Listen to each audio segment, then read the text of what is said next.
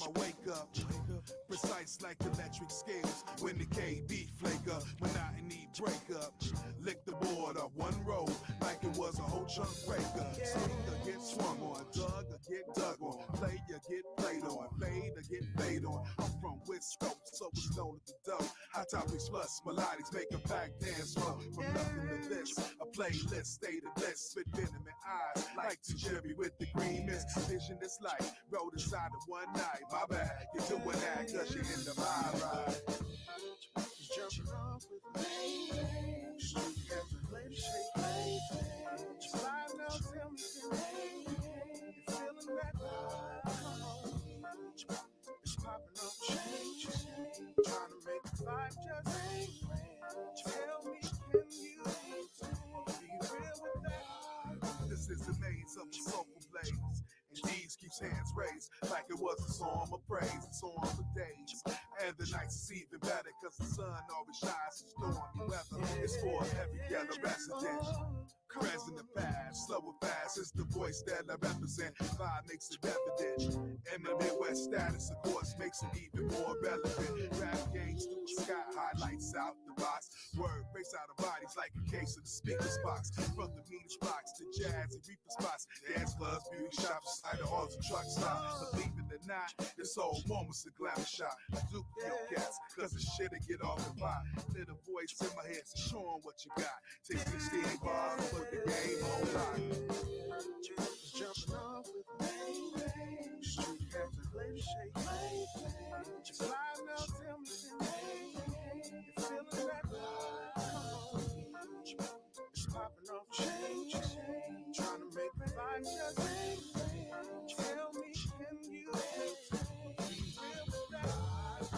The game goes back and forth, and teams bring order like cases in just Mathis court. I find some sport, you know, and the 10 plus rap rating means I got dime support. I hold support, get too deep to abort. Now Taylor's getting older, I ain't coming up short. Now we bust till we break bones, cause it's the future riding on what I spit at microphone. My voice bouncing off the time zones. Since I'm trying to be your more listeners' ears than dial tones, reception is crystal clear, especially with the gap of longevity beyond a year. It's all real, I'm on a master plan. In that, build a squad around me like I'm Elton Brand. Put up 20 and 10, cause I'm a grown man. Plus the vibe is love, like an Nazi caravan. Jumping off with me, street after lady shake, slide now, tell me, you feeling that vibe? It's popping off change, trying to make the vibe just tell me, can you be real with that? Jumping off with me, street after lady shake, slide now, tell me, you feeling that vibe? It's popping off change, trying to make the vibe just tell me, can you be real with that? Just vibe with me,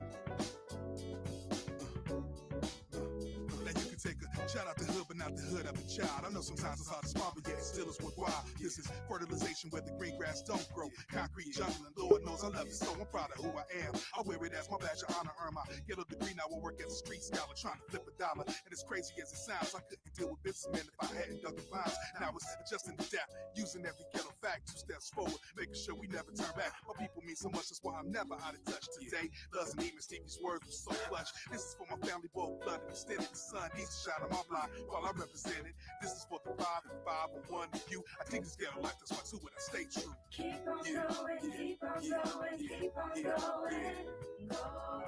Get to where you got to go. You gotta get to where you got to go. So get it going now. Keep on going, keep on going, keep on going. Get to where you got to go. You gotta get to where you got to go. So get it going now. Ghetto mothers raising seeds all alone. I know it's so rough, so tough, but you can make it on your own. Okay, your man ain't dead, but you can get it on track. Just keep your head to the sky, cause God's always got your back. Send your kids up to school, then you work on an assembly line. All that intertwined, going to night school, part-time. Don't view it as blues, view it as paying dues. Cause the love come back with shorty spots for getting some new shoes. Roads got twists and turns, trials and tribulations. Sometimes you ain't feeling shorty testing your patience. I know it seems overbearing and hopeless, but these ain't the days and times for being bogus. I know you go through a rigorous ritual, but the bond between the mother and child is so spiritual. Do what you gotta when it's for your son or daughter. Like with Lola, raise a pity, keep your head above water. Keep on going, keep on going, keep on going. Get to where you got to go. You gotta get to where you got to go. So get it going now. Keep on going, keep on going, keep on going. You got to keep on going. Get to where you got to go. You gotta get to where you got to go. Spiritualism is hard to find when your mind has no faith. I must admit though, I'm glad that I found my place. I'm an MC, progress like I'm stacking buildings. Overall, me and Rob know to teach the children what it's like. A mission, but to some they focus on doing wrong shit. Feeling like your life is hopeless, man. I feel you. Struggle just to find my spot. Found my brother friend dead in a vacant lot, but have courage. Knowledge is what makes you free. Joy comes tomorrow. Rest of that is straight misery. Push yourself, God. You just gotta hope you can cope. Remember Tone's words. Hustling don't mean selling dope. Take a note on how my mama made me get what I got. Define poverty is if you gonna make it or not. Find your place in the light so you won't be hoping. Just keep on going, keep on going. Keep on going, keep on going, keep on going. Get to where you got to go. You gotta get to where you got to go. So get it going now. Keep on going, keep on going, keep on going. Keep on moving. Keep on going, keep on going, keep on going. Keep on going, keep on going. Keep on going, keep on going, keep on going. Keep on going, keep on going. Keep on going, keep on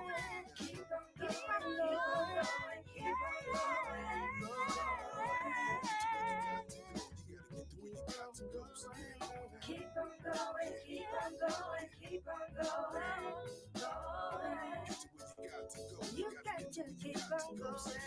Keep on going, keep on going, keep on going.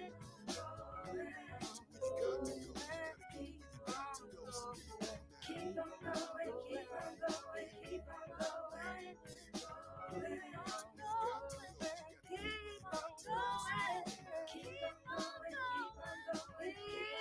on going,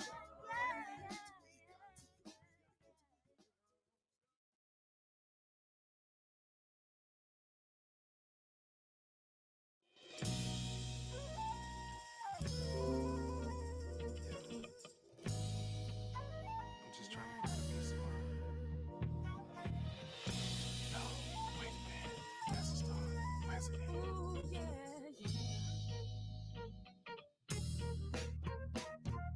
I'm on the search for better days. Feel like this ghetto's just a maze. Life's a game that everybody plays. Different endings, let me count the ways. It's either legal or illegal now. Cold nights make it anyway and anyhow. Shouldn't be, but that's the way that the world turns. It's gotta be more than what the heart yearns. Did love get tossed out the window? Does anybody know where did all the trucks go?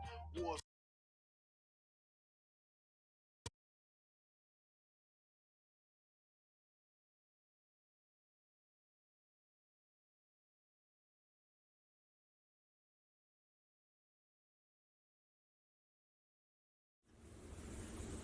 Hey yo, may I interject? It's about time for communal reconnect. Power of the we in some type of context. Working on the us so we can get to what's next. Just that grown brother, grown sister type of flex. More like soul check, not just collecting checks. Facts, not feelings, is what we got on deck. Take the high road so this here is high tech. Getting back to the real, the very thing that we hitting on. Pull up or sit down and tell me what you sipping on. Reclaiming kinghood. That is what we getting on. Real headlines is what we spitting on. So, hey now, let's have a conversation. Maybe take a sec, talk on what we facing. Only way to change is to change the situation. How about we break bread now and have a conversation? Hey now, yo, let's have a conversation. Maybe take a sec, talk about what we facing. Only way to change is to change the situation. So how about we break bread now and have a conversation?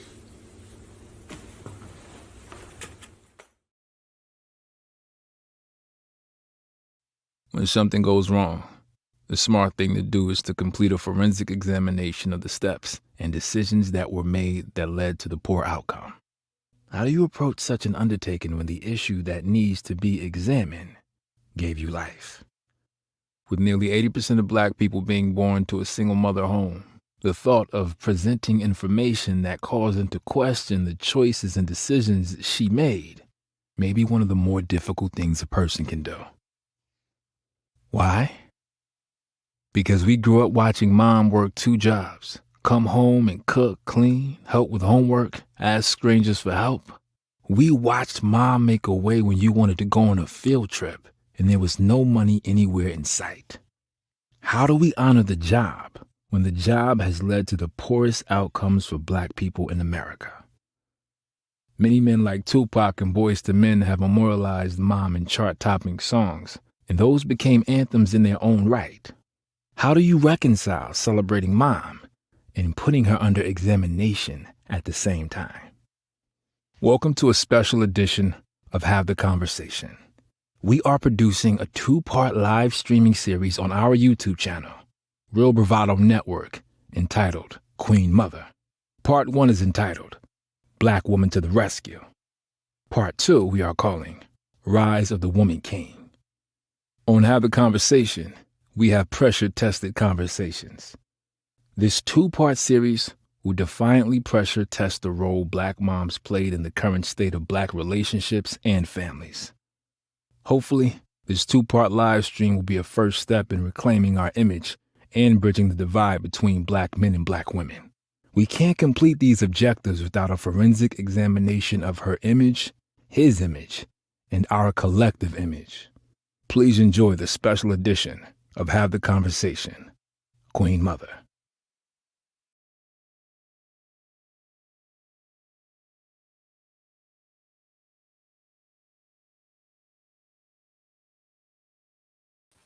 We are back. We are back. We are back. And we are the Real Bravado Network, and this is Have the Conversation. And this is going to be one heck of a conversation, okay? All right, before we get started, do me a favor. A huge favor. Go to Real Bravado Network on YouTube if you're not there on YouTube, and search Real Bravado Network on YouTube, and go ahead and hit the like, subscribe, and the bell button for us as well. Also, if you want to be a part of the conversation, I believe it's already in the comment section. I want you to go, I dropped the link to join us on the stream, to participate on the stream. Go ahead and click the link. Let me put it in there again. Let me go ahead and put it there again. All right. Put it there, and again, it's in the link. I mean, it's in the comment section. Click the link. You can join us on today's special edition of Have the Conversation, Queen Mother. All right, some housekeeping rules. I have a few friends with me today. They're down offline right now. But for those of you that are offline, let me just reiterate some of the things we were talking about offline. Feel free to on your devices. Feel free to go ahead on YouTube and go ahead and chat in the chat. If you got something to say about the presentation, please put it in the chat on YouTube. If I put your comment on the screen, I will also bring you up onto the platform to discuss what you wrote on the stream as well. Okay, so make sure you do that. You do that for me. All right. Other than that, also, if you are logged in or streaming live on your computer, make sure that we are the only thing that you have open on the desktop. All right, because sometimes we get a lot of feedback on the stream when we do that. All right, so I think that's a little bit of a conversation. Today is a very special show, and we are about to go ahead and get to it. All right, so hold on a second, everybody. All right. So when I started the Real Bravado Network channel here on YouTube, I started with this live streaming show that we do right now called Have the Conversation. I decided to engage the live stream in 3 different phases: her image, his image, our image. We started about 4 or 5 months ago. We began with our first phase of the stream, which was her image. And most of my life, I never really put much stock into anything related to image. Up until like the last few years, I viewed image as this abstract, superficial thing that people with no substance actually cared about. I thought it was all about perception. People worried about perception. But as I began to really reflect over the last few years on that mindset, I came to the understanding of how short-sighted that was. Image is just a bit more than perception. When taken seriously, meaning image, it's nowhere near a superficial concept. Image impacts your life experiences. Image is the reputation that a person is known for, which includes their behaviors, our character, and obviously our appearance as well.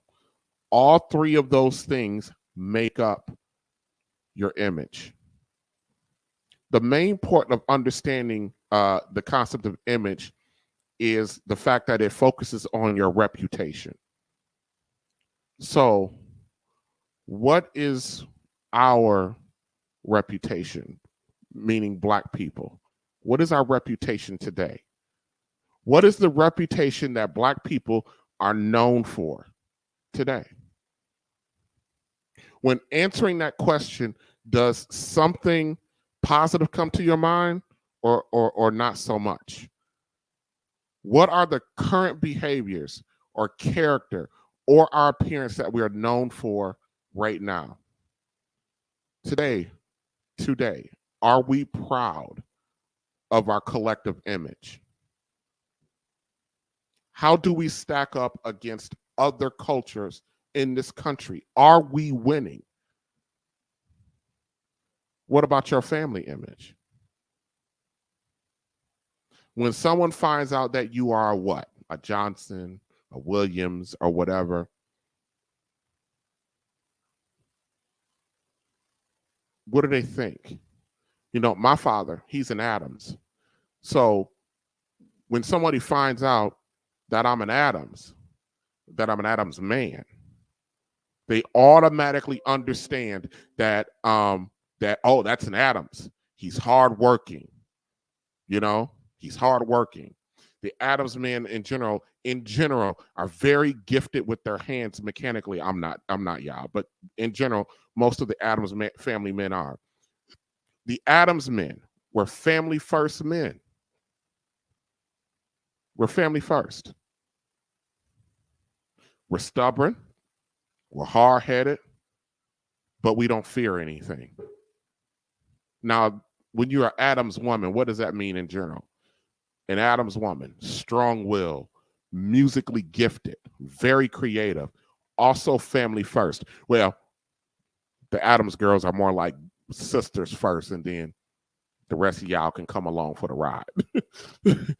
But they're still family focused. They're Christians. The Adams girls, they're a force of nature. When you imagine the average Black woman today, what does she look like?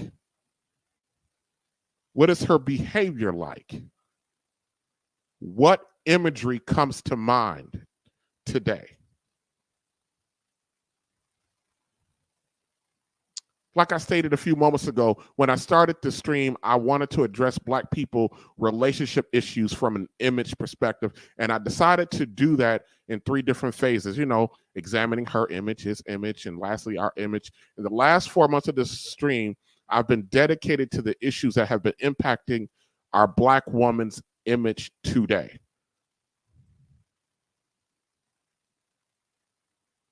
This stream today we'll begin a two-part examination of the power structure within Black culture.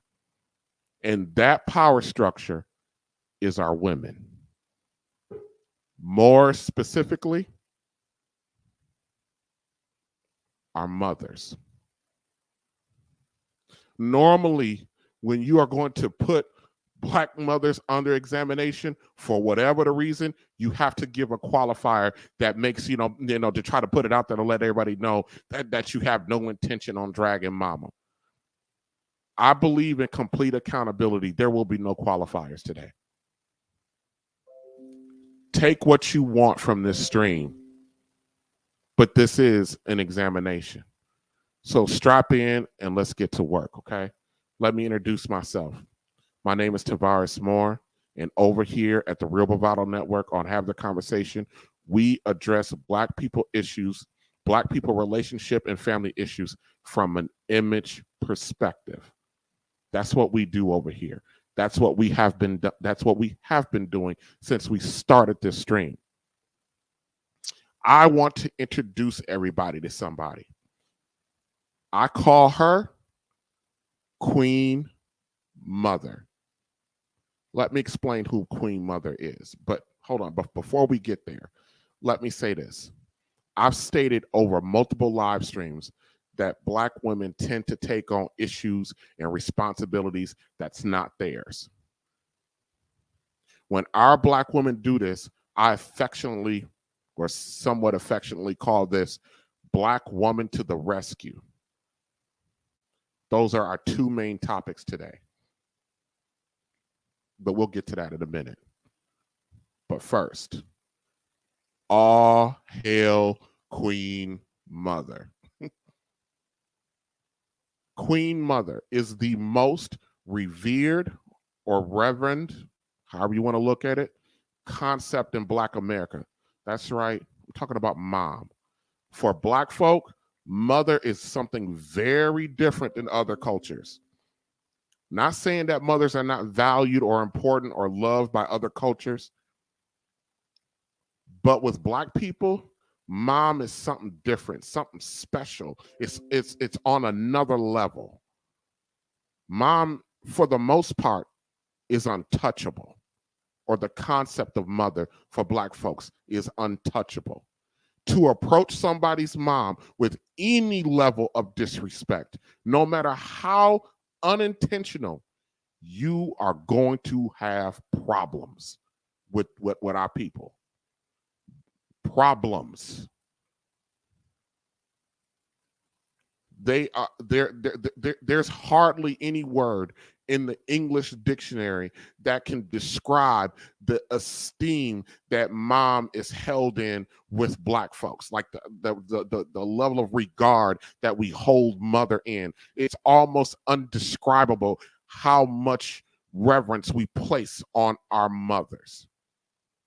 Don't matter if you're a girl or you're a boy, especially if you're a boy. Now, if you don't have a decent relationship with your mother, in Black America, we give you the side eye. There are women who won't date a man who got a problem with their mother, got an issue with their mother. There are men who will not deal with a woman who has a fractured relationship with her mother. It's automatically assumed in Black culture that if you don't have a decent enough relationship with your mother, then you did something. Because what kind of person don't get along with their mother? And if mother did do something that warranted the fracture, then there's something wrong with you for not forgiving your mother. Because remember, at the end of the day, she's your mother.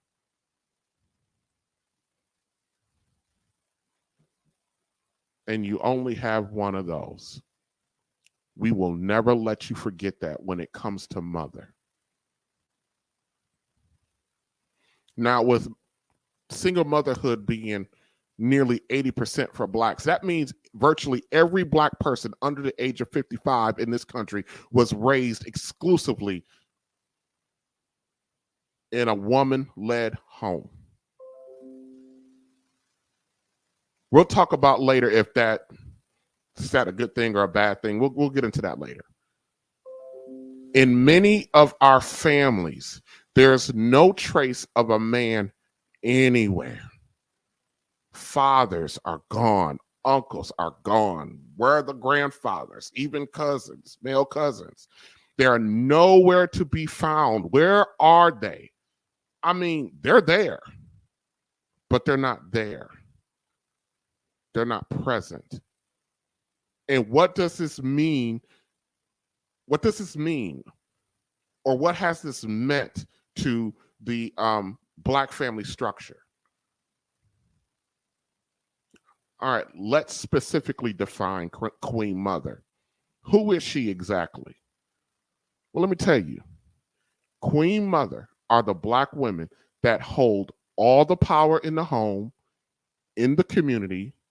They dominate all of their relationship terms, and they are the chief decision makers and chief authority members in the family. Let me say that one more time. Queen Mother, she holds all the power in the home, all the power in the community, dominate all their relationship terms, and are the chief decision makers and chief authority within the family. That is Queen Mother. All things Black are controlled by Queen Mother. That's a lot of power. And our mothers have no problem wielding that power over the family, even if doing so causes poor outcomes, causes poor outcomes. All hail Queen Mother. Now, let me be perfectly clear. What I'm doing with this stream tonight, there's nothing more dangerous than what I'm doing right now, or more taboo than providing any type of encroachment of Queen Mother's image within Black America. And especially if I put under examination her authority.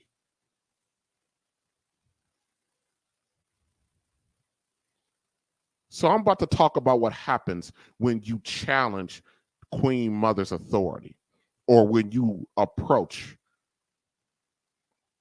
or get into her image. Now, even though motherhood is such a vital role in the continued development of a culture, when you cross Queen Mother, let me tell you something. She's mean, she's unkind, she's nasty, she's irrational, she makes poor decisions, she's unhealthy emotionally and physically. She becomes irresponsible, she's selfish, and she's also uncompromising.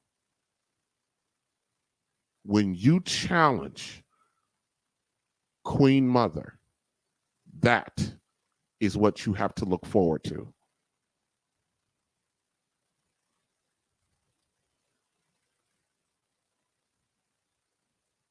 Our mothers cannot be challenged, questioned, or defied.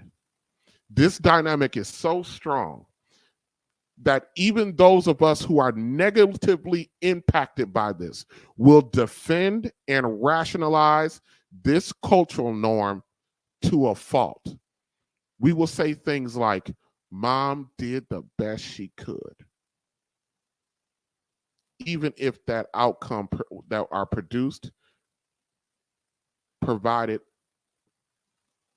a major disruption or displacement to the family. Queen Mother's authority shall not be broached, cracked, or impugned. Everyone in the family is programmed to defend Queen Mother. Even if you systematically outline how her decisions negatively impacted one of her children or her own personal outcome, Queen Mother will always typically unleash her fury to challenge or go against, could land you excommunicated from the family.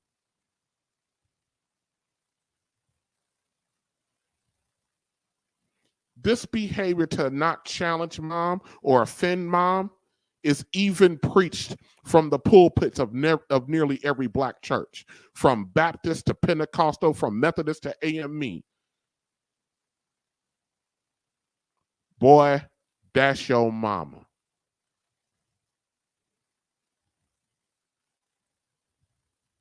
The only thing in Black America that's more important than mother is Jesus. And I'm quoting my cousin here who's going to be up in just a second. Everybody know ain't nothing more important to black folk than Jesus.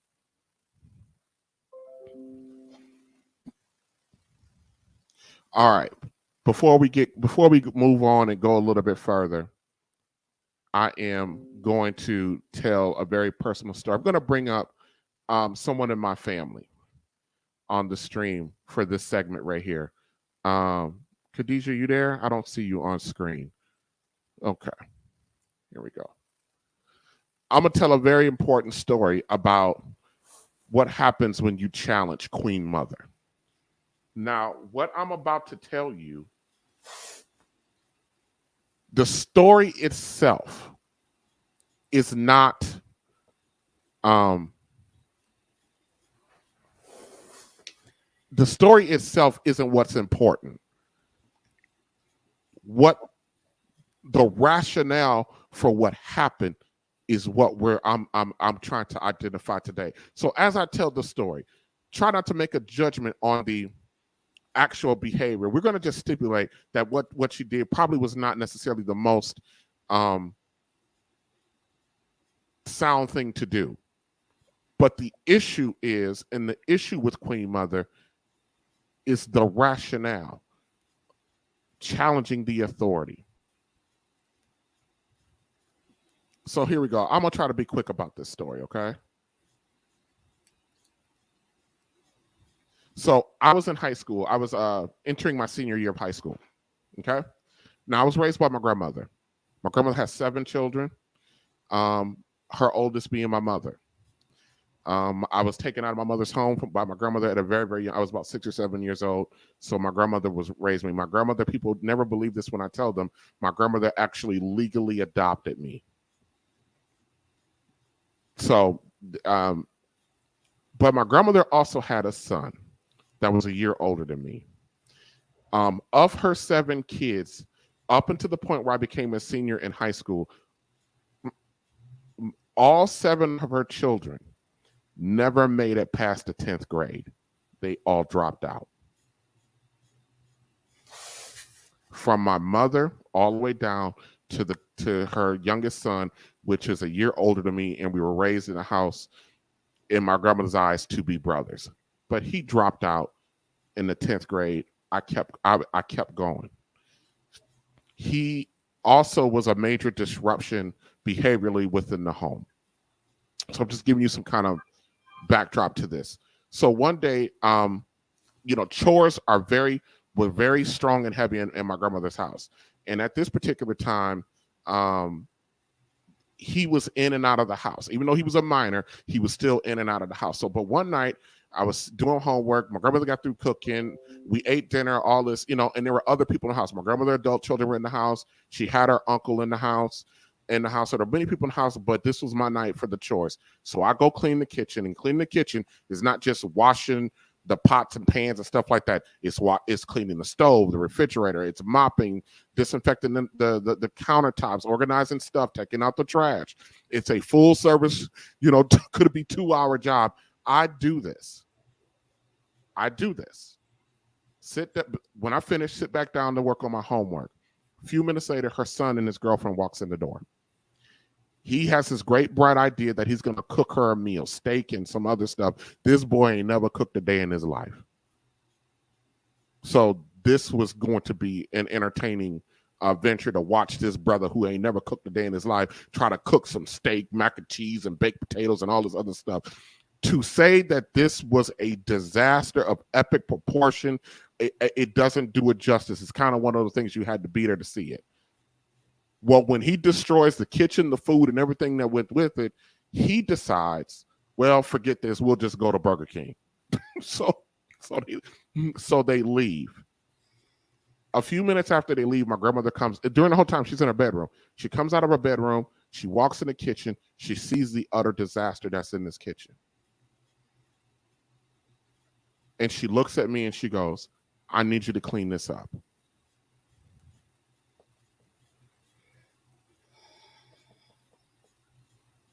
Mind you, throughout I was never the child that was that defiant of my parental authority.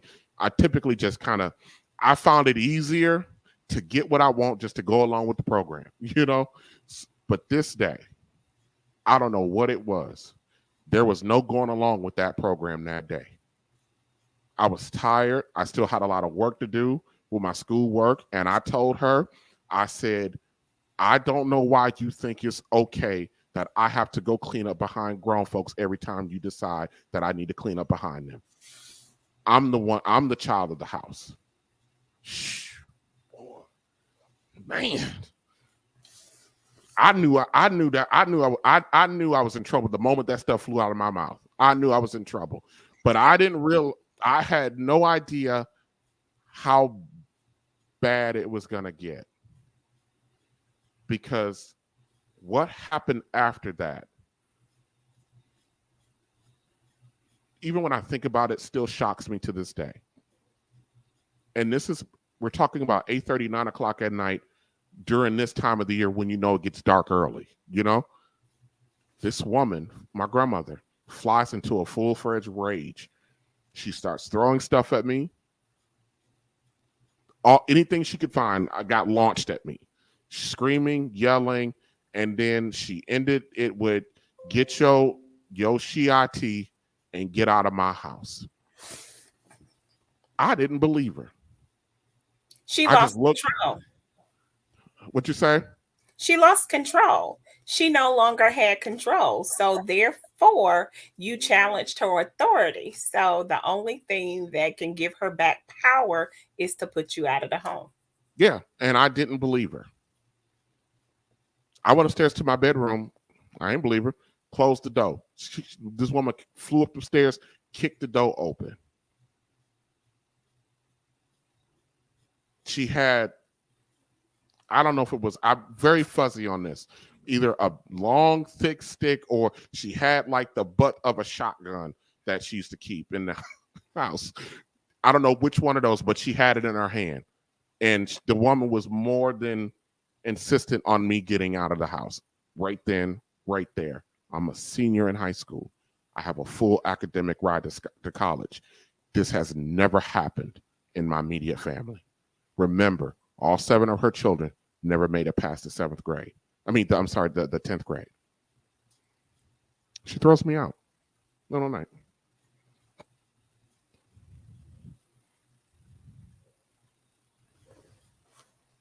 So, question. Uh-huh. So, with that being said, we're talking about Queen Mother, and everything that you actually described about a woman is out of her ordinary design of nature. Women are nurturers by nature. Now, when you throw women into positions in which they are out of alignment, therefore women actually develop more testosterone. Now, we have estrogen. Yes, we start off with testosterone, but it turns into estrogen. And when it can no longer, but when women are thrown outside of their natural habitat of being nurturers by nature, we actually tend to pack on more testosterone. So that makes us more manly, more aggressive. But by nature, that is out of our alignment. We don't know how to actually formulate that extra testosterone. And because of the fact that God is so brilliant and our bodies are so magnificent, the testosterone has to go somewhere because it's not turning into estrogen. So that's why women actually develop more fibroids. So we have a lot of women that have fibroid problems, endometriosis, and things of that nature. But when you describe Queen Mother and all of the problems in which you're having, you also talking about women who are actually acting like men because there is no men inside of the home and there is no men around. She has to also take on that manly role, a role that we are not given by nature. So what you're trying to do is having a mother who is a nurturer by nature happen to assort herself as a man. And when she assorts herself as a man, of course, women are going to do it off balance. So therefore, we are emotional by nature. We are nurturers by nature. And so when we have to assort ourselves and take on manly roles, we're going to do it from an emotional standpoint because that's what we know. So when that situation, if there was a man around, if there was a father around, then those things would not happen because of the fact that fathers are providers and protectors by nature. And if you are inside of a balanced home, then a father and a man will bring balance to that situation. And oftentimes you have a lot of single mothers who happens to be raising males, but these males are emotional because of the fact that they have not had that balance of actually being in a position to be around men. So men check other men. Men check boys when they get out of alignment and out of a line.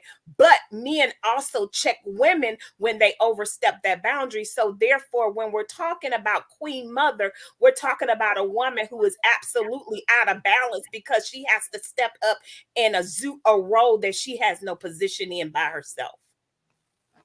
Yep, like that. Perfectly said.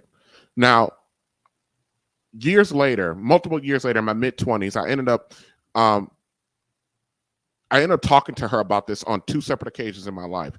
The first time we talked about it, we was actually sitting around. I was probably closer to 30. We were sitting around with her girlfriends, and I brought it up. I forget what the conversation was about, but I brought it up as to. I said, yeah, you know, because she was talking about how she didn't take no mess out of her kids and stuff like that. I was like, yeah, you threw me out because I wouldn't clean up behind your son.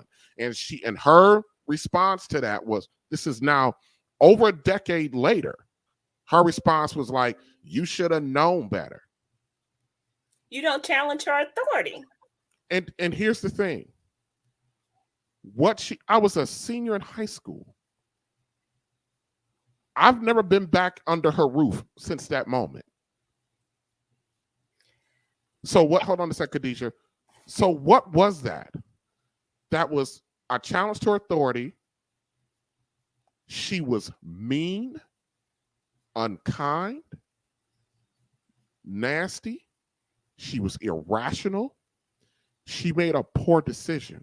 She threw a young man who was on the verge of a college career on the streets during a time where that was very, very unsafe. We're talking about at the peak of the height of the gang, drug, and culture war. Threw me to the wolves. Poor decision making. It was emotionally, and you can determine physically unhealthy. It was irresponsible of her. It was selfish. And other people in the family, once the news got out that what she did, other people in her family, her aunties, her uncles, her cousins on her age level, confronted her. What are you doing? She was uncompromising. The outcome could have been tragic for me had I not been built the way I was built.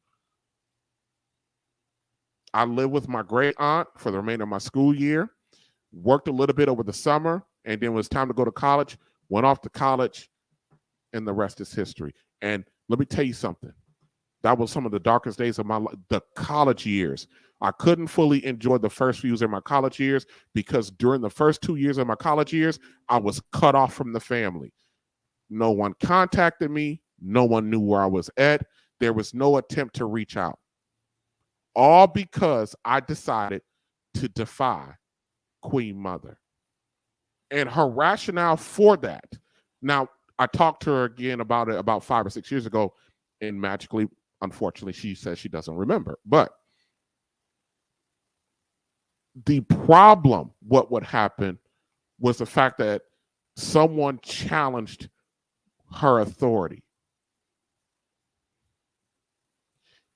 We often have talked about on our various streams about male leadership in the home or male leadership within Black culture. There, and I'll get into this a little bit as we develop onto the stream. There is no space for male leadership in there. Where were you at, Khadijah, when that was happening? I think you were in Georgia at that time, right? Were you in our hometown? No, I had moved away. Senior year in high school, no, I had moved away. Yeah, But because you disappeared on me. Yeah. of course, I had my own involvement with Queen Mother, but what we're talking about is that we're talking about you challenged the authority. And because you challenged the authority, she had to some kind of way gain back control over the situation. Because as a single woman, and you are a male, as a single woman, she has to actually exude power, and you challenge that power. Now, if you actually get the upper hand over that power, not only do she lose you, she also, it's a domino effect, she also loses the power over the other 7 that is right there along with you. So for her mindset is that this is a male child, this is a male child that is under my roof, and I must gain control at all particular times. And that goes back to stating that women out of alignment, of her nurturer role, she will make irrational emotional decisions based on her emotions because of the fact that we are emotional creatures by nature. We cannot expect a woman to make rational decisions that men should normally make. And because of the fact that she is taking on the role as a mother and a father, because there is no father inside of the home to bring balance, she is absolutely out of balance in all situations. So therefore, she did what she thought was the best thing for her to do at that particular time, in which act upon her emotions, because that's the only framework in which we know how to act on, because that's our nature. Mm-hmm. Absolutely. So I don't think our family is the only family dynamic, Khadijah, that's Queen Mother heavy. What was it like for you as a lady growing up in that environment? As a female inside of our family, we know that we are female heavy. We have women that are dominating because we have top heavy. There is very successful women, mothers, grandmothers, aunties, they run the show.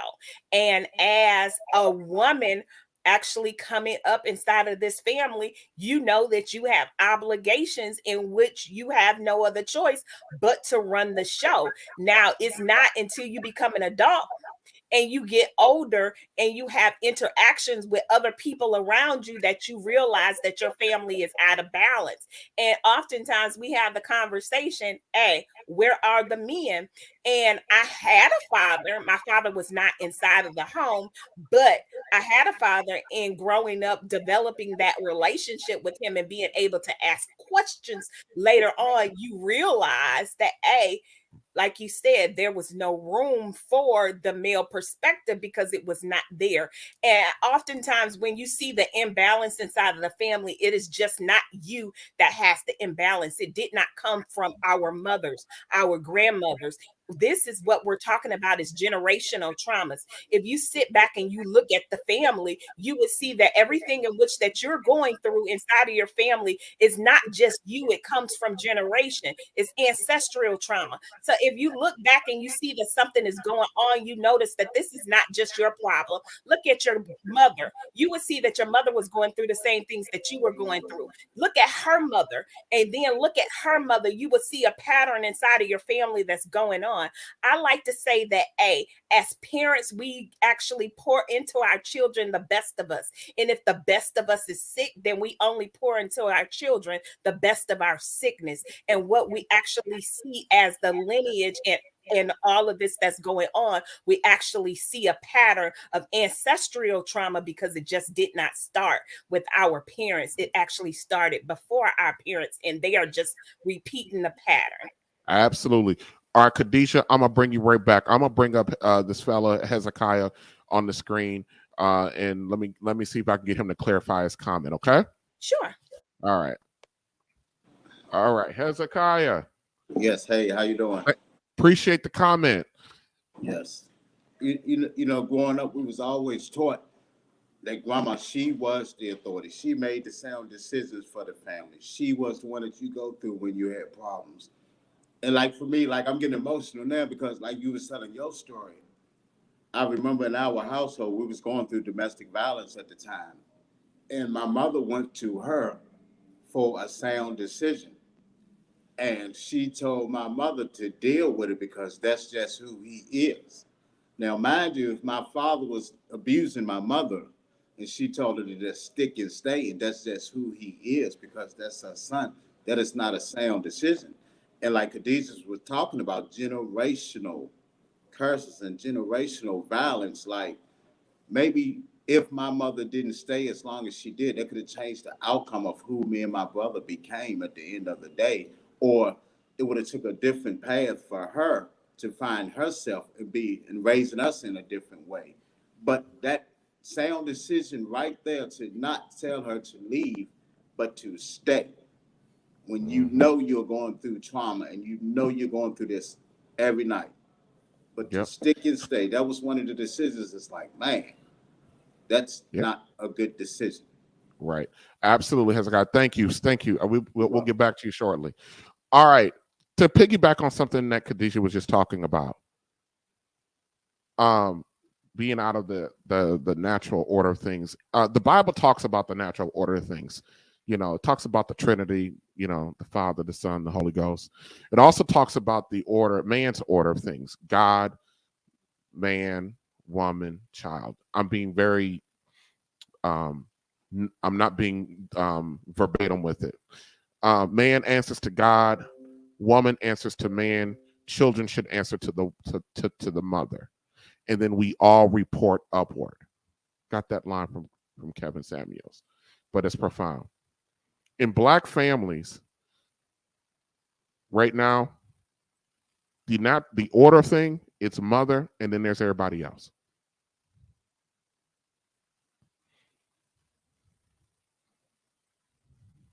The Black family structure right now is built and centered around Queen Mother's respect, her authority, and the attitude that the children are exclusively hers and hers alone, and she has the last and final say. The father is only allowed input at her discretion. We all know that, you know, she believes that she's the only one that made you and raised you. And her position as chief authority makes her the only parent that matters. Ask any man raised by a single mother, which is about 80% of us. Mom is protected no matter what. And please, if you are an adult male in the family, try not to develop any sense of manhood. That will not work. Even if you are 50 or a 60-year-old man, when you walk into your mother's home or be in her presence, the Black man is still expected to fall in line behind Queen Mother's authority. And don't forget to check your manhood at the door.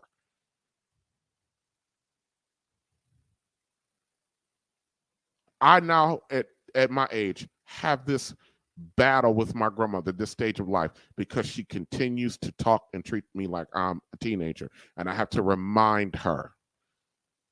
And the one thing that we, as in our culture, that we are very leery to do with Queen Mother is to challenge Queen Mother.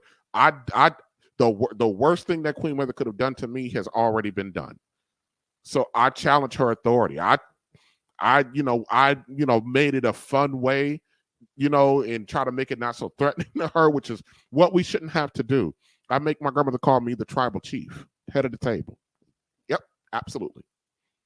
And she does it sarcastically, but I don't care. And then I also have to remind her that it's not her job to come to my aid.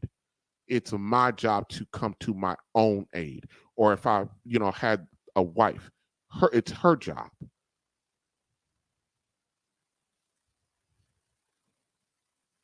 We're always having, if you're the male in the dynamic, mom will make you surrender your manhood to her just for being in her presence. We're the only culture that does that.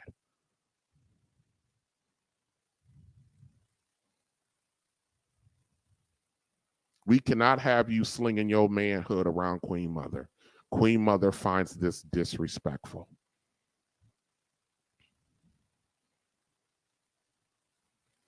And the thought process behind that is this. If it wasn't for her, you wouldn't have survived. You wouldn't be here. I've heard that for years. I've also heard it doesn't matter what your mother do. She's still your mother. Those of you that are in the chat, if you've heard or said anything on that line, please put a 1 in the chat for me.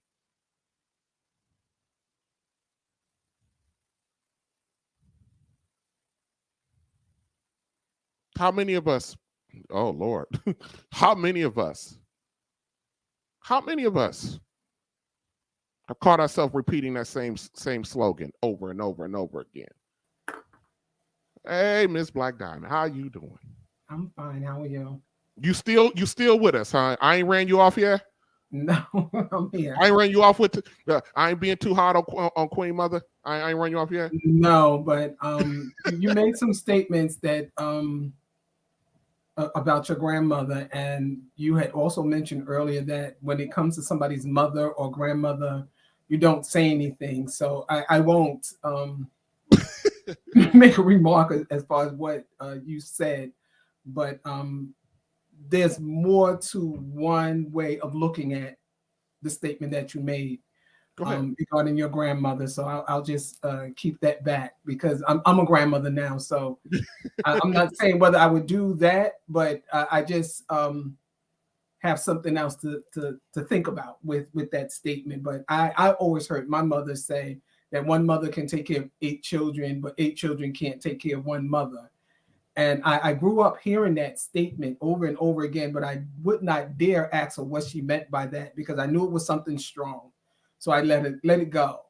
Well, my mom is now 97 years of age and she's living with me now. So I think I kind of understand what she meant by that. I'm still hesitant to ask her that question. Miss Diamond, you got to ask her. She's 97 I'm hesitant to ask that question because I remember that what we didn't call a side eye then, what I might get now from her. So I'm going to let that be because I got a feeling I know what it meant.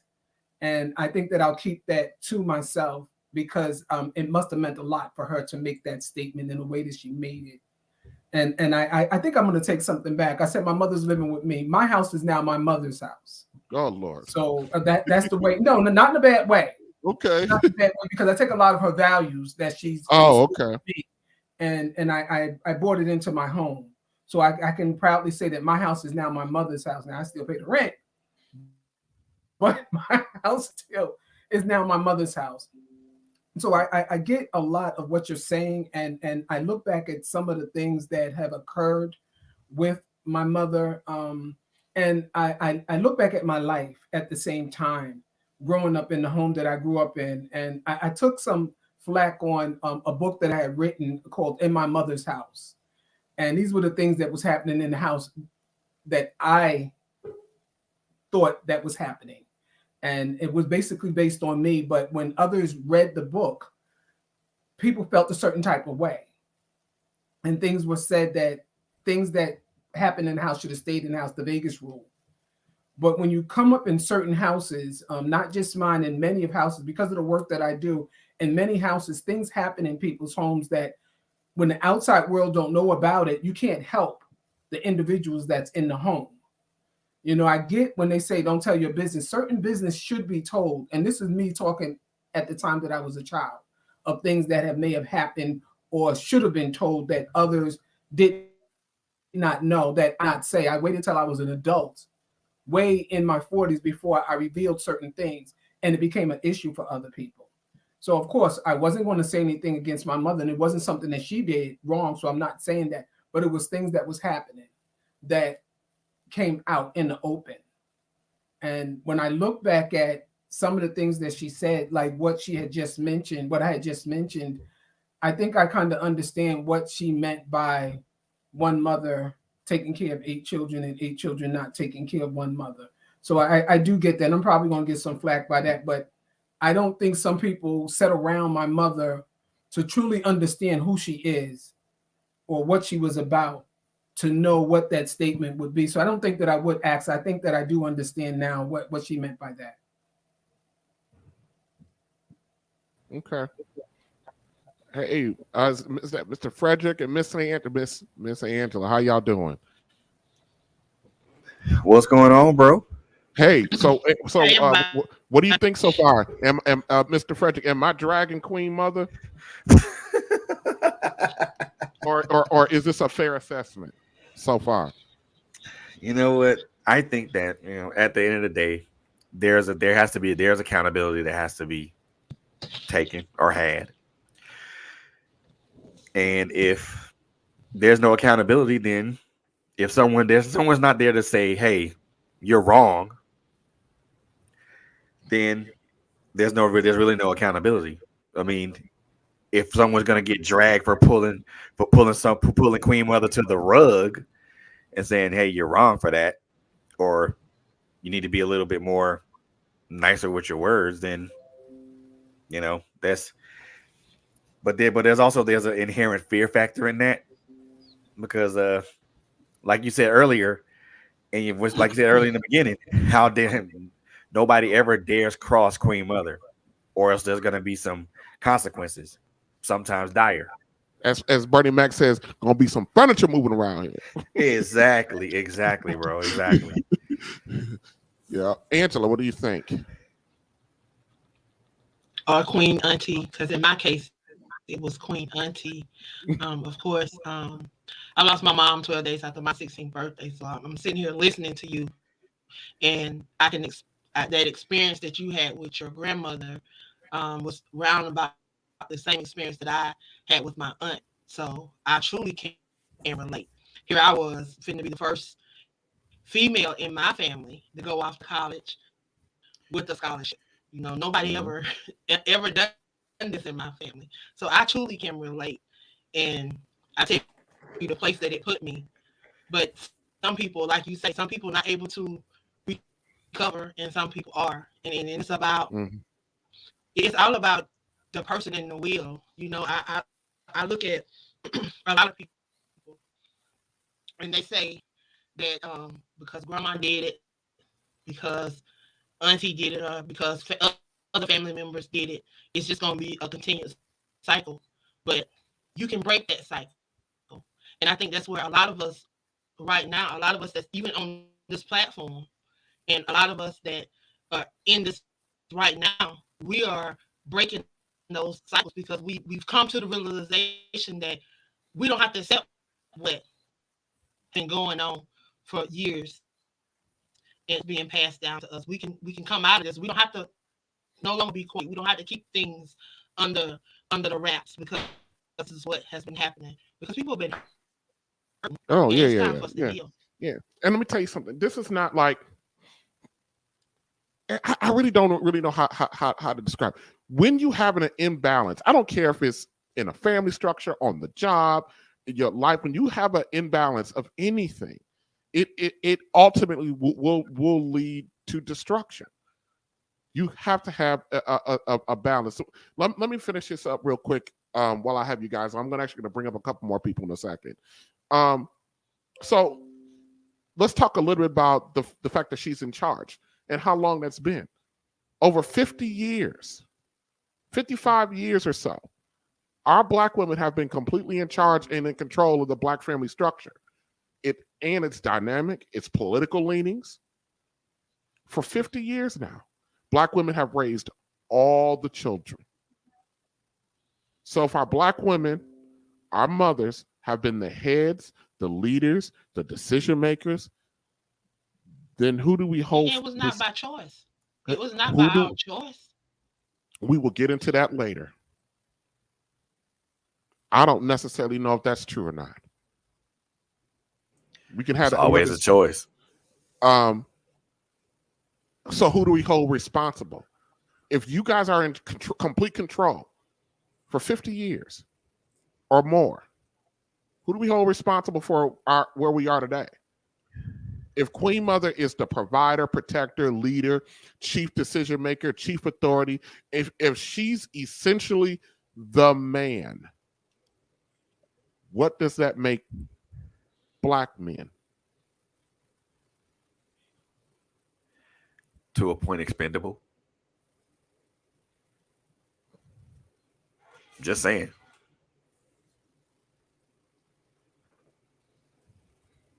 We are living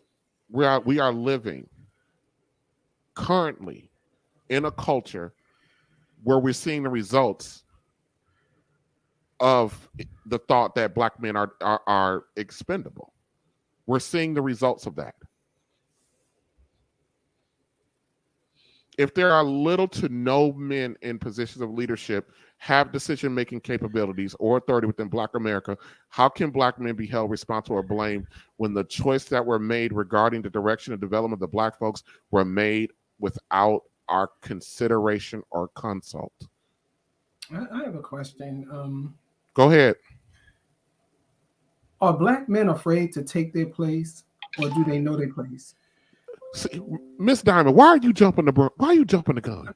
That's just a question. I just I understand. Why are you jumping the gun? When we get to his image, the first show on his image is going to talk about Black man's fear. Why are you jumping? You're saying about Black men right now, and you're saying things about the Black woman in her home and her taking on this responsibility. So you can't just say that it's just left on her. That's just a question that I have to ask as a Black woman. I get it. I want to know. It was part of the design. You know, when we come out of slavery, it goes back to slavery.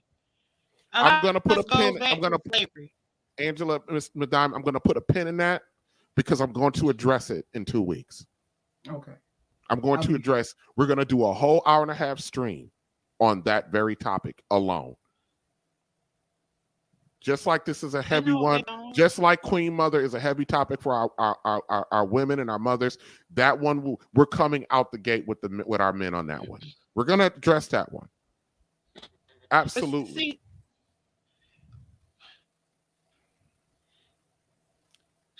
Sometimes when we're wrestling with an issue, the one thing that we have to resist, especially if we want to deal with the issue, is to be careful about how much whataboutism that we use, because we can get away from the actual issue.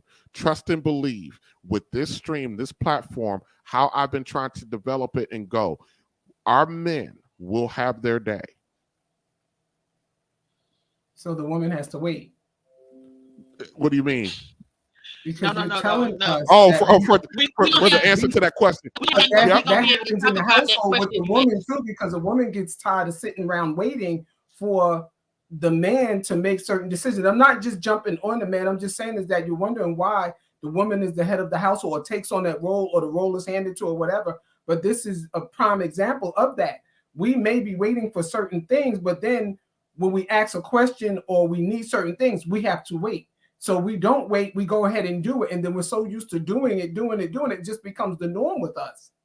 So now you're telling me that I have to wait 2 weeks for an answer. I may go to another brother to ask him that question. Then I'll have my answer. So I moved on. That happens. The answer is very complicated. The answer is an hour and a half long, and we don't have time for it today. But no, it's a fair question. It's a fair question. And it's one I've been alluding to over the last month. Remember, I think a few streams back, I asked the question, are Black men cowards? But you have to understand, so I'm going to, just like I just stated right here, understand for over 50 years. So you're talking about anybody that's basically, I'll say 55. Any male under the age of 55 right now in this culture, for the most part, I mean, there's only a small portion of us that were raised with our family. So I'm not really talking about them. But the vast overwhelming majority of Black people, which is almost 80% of us, were raised exclusively by our women, including the men. So if there's a problem with the men and how we operate today, how we think, how we defer, the fact that our men will defer to you is still not a problem for the man because he was raised to defer. But we're going to get to that in 2 weeks. I'm sorry. Hold on. I'm going to bring up Dr. Thomas. Hold on a second. Let's see. Hold on, Miss Angela. Dr. Thomas. Hi. Hi. Do you have any thoughts so far on Queen Mother? Well, I've been listening to the conversation. I think the conversation is much needed. There has been a lot of information that has been provided that we have all been keepers of for many, many years. There have been many secrets in the Black family, as it has been spoken before. What goes on here stays here. Miss Black Diamond, she made a very important point when she made the statement of some things need to be said. And for many of us as females, as well as males, because I've also spoken with males, there are many things that have happened in the homes that actually allowed these things to continue to happen because it was never spoken, because there was always this silence, because what happens here stays here. And in order for us to heal, and in order for some of us to even start the process of helping someone else to even not have to go through what we were exposed to or what we went through because of our silence, it's important for us to be able to verbalize some of those things. And it's a challenge. It's a challenge because Queen Mother says, this is my house and what happens here stays here. You don't tell anybody what goes on here. In my And house, right? we respect that. We Yeah, respected that. I And, made that mistake once we in middle never, school. Woo! right. We I never told the counselor. challenged that. I told the counselor something that was going on in the house, and when I was in middle school, they called home. Lord have mercy. Yeah. Yeah. That only happened once. Christy, when you put a chat in, do it in the regular, not the private, because I can't put it up on the screen. Okay. All right. I don't. Okay. I see Yeah. now. Yeah. All right. So, your thoughts, Christy? So, back to the Queen Mother. We were taught you're not grown until I say you're grown. Woo! Say that. My sister and I just had that conversation just yesterday. Say that. I was in my 30s before my mother told me I was grown. My sister turned 30. My mother gave her a birthday card and told her, you're grown now. And so, all that time, we're adults, married, divorced, children, whatever. And in our own households, Mama still ran it. Mama still, when we come to her house, because she would always say, I pay the cost to be the boss. So because Mama ran it, even though, Daddy was in the house or whatever, he was the man, but she ran the kids. She ran the household. He brought the money home, but she ran the household. Because we're taught that if he leaves today or tomorrow, I still got to run this. I still have to take care of my household. I still have to take care of my children. And, it wasn't no knuck if you buck where Mama was concerned. she is her rules or not at all. Because we grew up, I didn't grow up in a household where you don't tell what goes on in my house. We didn't, I don't know what that's like. But I've seen it outside, our home. I've seen that. And I know what kind of damage it does, having those kind of secrets. Yeah. But mama didn't play that. You come in here and talk out the side of your neck. I saw her draw blood out of my brother had these big old juicy lips. He smart off and she pop them, and there go the blood. Mm-hmm. I saw that, and it terrified me. It wasn't like she punched him; she backhanded him. Yeah. But it terrified me enough to shut me up. Okay. All hail Queen Mother. Khadijah, I got a final question for this before we go to our break. Why isn't mom solely responsible for the state of Black communities today, the Black family today? Why is she solely responsible for it if she's been the chief architect for us for the last 50 plus years? Because of the fact that we have to go back and we realize where the destruction of the family lied and where the destruction of the family actually happened. When somebody say, does it go back to slavery? No. Even in slavery, we were married. We got married outside of, some of the times we got married outside of the awareness of the master, but we were still married. Even after slavery and during the Reconstruction, we were married. We had husbands. The destruction of the Black family lied. It happened solely and mainly, it happened during the feminist movement where Black women joined the white women's cause. We have to sit back and say that, as a Black woman, the destruction of our Black family and our homes happened with us. So at some point in time, we have to accept that responsibility. When you go back and say that, white women stand up and say that, I need to have more rights. I need to be able to vote. I need to be able to work and all of that other stuff. We need to be equal to our husbands. That was never a Black woman's fight nor cry, because we have always been equal to our husbands, if not above our husbands. Why? Because of the fact that for a lot of time and for the long time, Black women were the breadwinners of the family. And why I say that is because of the fact that, after the Reconstruction age, Black women could actually go out and get a job when the Black men didn't have. And I'm gonna stop you there because that's the entire next segment. Absolutely. So yes, that's a nice little segue into our next segment. The next segment, we're going to talk about Black Woman to the Rescue. We're going to talk about specifically the causes that our women flock to. So I want, before we go any further, we're going to take a quick break, then we'll come back, maybe a 4-minute break. Couple thank yous. Rob Dees, who did our theme song a cappella at the beginning. Appreciate it. In a little bit, to end off the stream, one of the more popular content creators on YouTube, her name is the Crimson Cure. She's lent us some content, and we're going to get to that as well. Okay, so I want to just real quick say thank you to them. We're going to take this conversation about Queen Mother. We could have another 4 or 5, 6 streams on Queen Mother. The reason for this is, or even for the Real Bravado Network, is, I said this to somebody yesterday. I think for there to be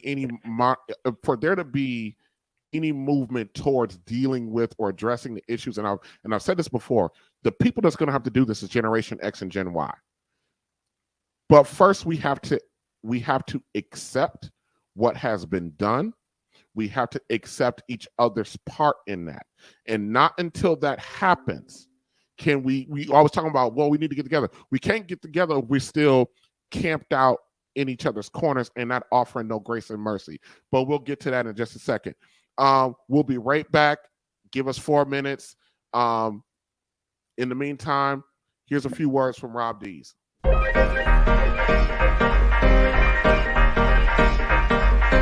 That's that baby Ingram right there, man. And when it all fall down, lay forward. Hard to see forward, no longer ignore it. Some folks talk value about the statue, but when our lives seem to have more value, we come in peace just to get some peace. A cry for justice, pour it out in the streets. Should strike a nerve when you see this reality. Through this BS, yo, we just want humanity. From a code of mama, don't raise no fools. Now I'll be doggone it, time to change the rules. Cause the only way we gon' deal with these problems is to come up for those held down on bottom. Touchy is a subject that need to be touched, but when we speak up, it said we doing too much. And if you say that you don't get what this about, we ask to throw a hand up, not a handout. So let's talk about it.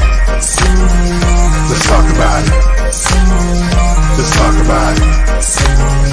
Let's talk about it. Let's talk about it. Let's talk about it. Let's talk about it.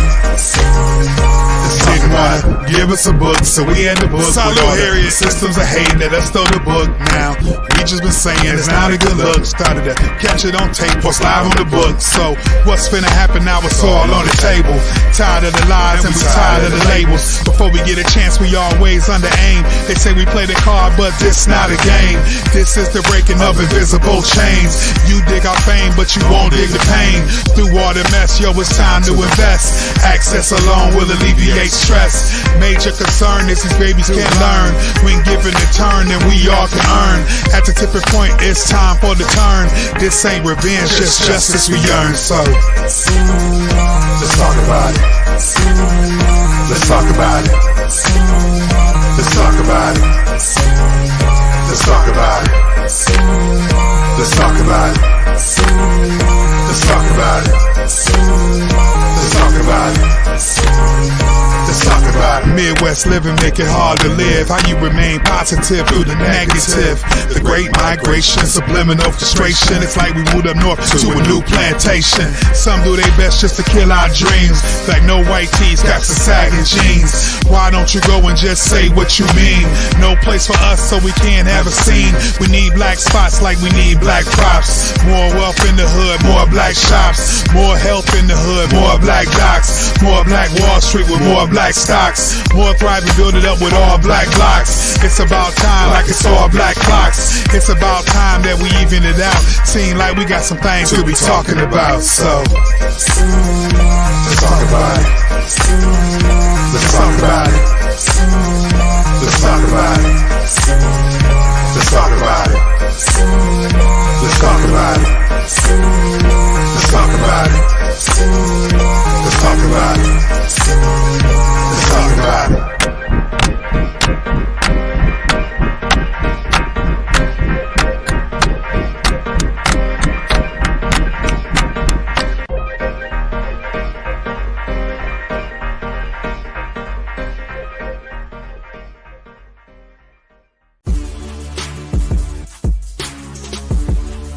Let's have a conversation.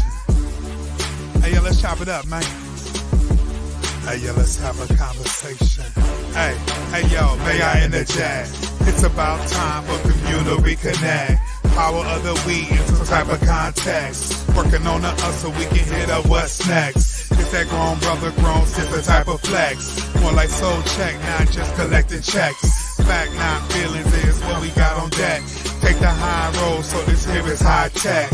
Getting to the real of everything that we hitting on. Pull up or sit down, tell me what you sipping on. Reclaiming kinghood, that is what we getting on. Real headlines is what we spitting on. So, hey now, yo, let's have a conversation. Maybe take a sec to talk on what we facing. Only way to change is to change the situation. How about we break bread now and have a conversation? Hey now, yo, let's have a conversation. Maybe take a sec to talk on what we facing. Only way to change is to change the situation. How about we break bread now and have a conversation? Let's have a conversation. Hey, yo, let's have a conversation. Have a conversation. Have a conversation.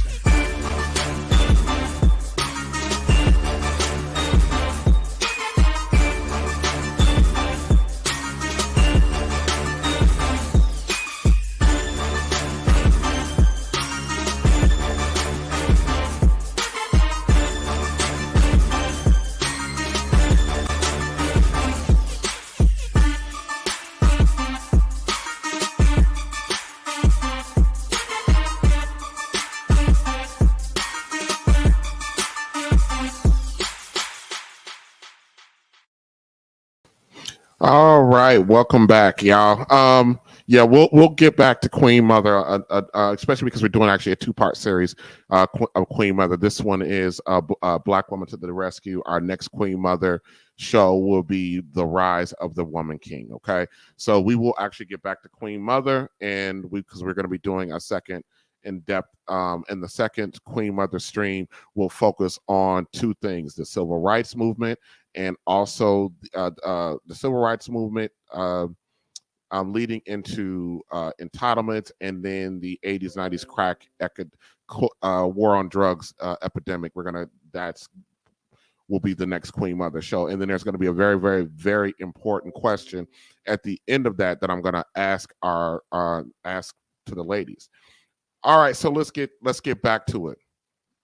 We as a collective, I'm talking about Black men and Black women, we have a habit of embracing terms or issues or movements that seem very empowering on its face. But as we look back over time, those tend to lead to poor outcomes when you start examining these issues or movements. For generations, in response to systemic racism, Black women were either given or created the persona of the strong Black woman, depending on your point of view, and I'm open to that. A woman who's motivated by service, sacrifice, handles things, manages all, and overcome any problem, any obstacle. When you hear Black women talk about being strong, these are some of the attributes that are mentioned in terms of honor and pride. If our Black women are carrying all of those things, or are all of those things that we describe, why would there be any motivation or incentive to come under submission or cooperation when the business of life she got handled already? I've asked that before.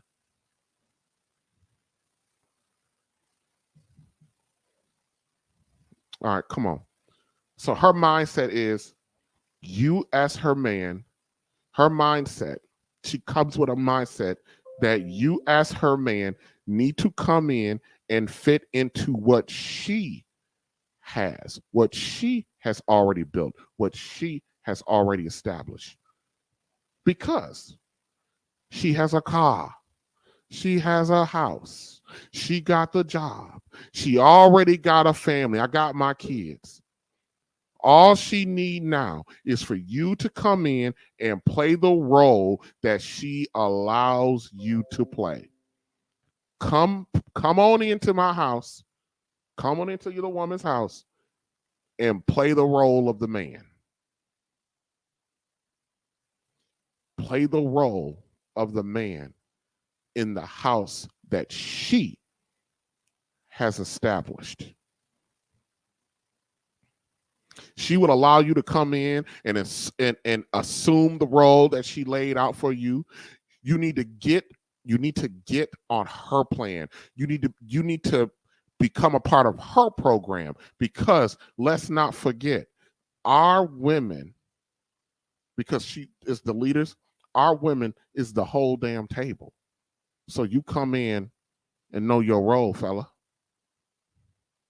As I stated just a few moments ago, our Black women feel and use this power, but not really kind of understanding fully what this means in the extreme form that it comes in, and that the poor outcomes that it can lead for her, and could be a barrier to getting what is actually most important to a lot of our Black men, which is what they state, which is not most of our Black women constantly, consistently, regularly, almost in one voice keep saying, we do not want to carry the load.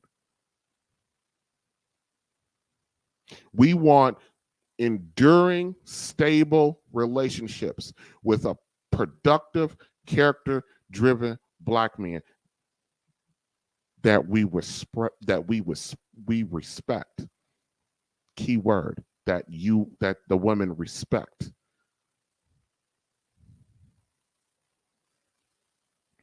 and they want the outcome. They want this, and they want it to lead to healthy, productive families that produces a legacy and a lineage.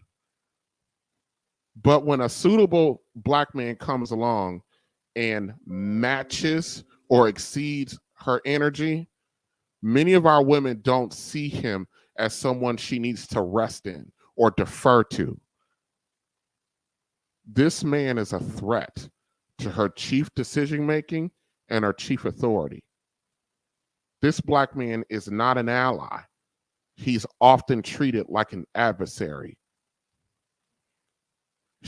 Our women often tell themselves, and I've heard this across the board, I've heard this in almost every aspect of my life, that I will not let no man come in and rule over me. Why would I submit or defer to him when I can do for myself? I can do what he can do. Can you? Are you just talking about just money? Can you actually do what we can do? You've had 55 years to prove it.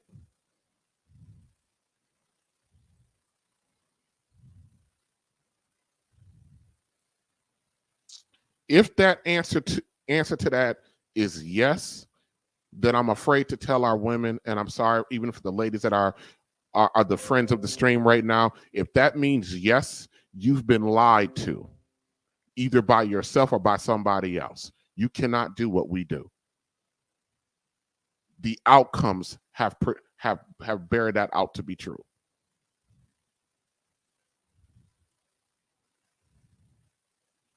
But if you insist, because ain't I a woman?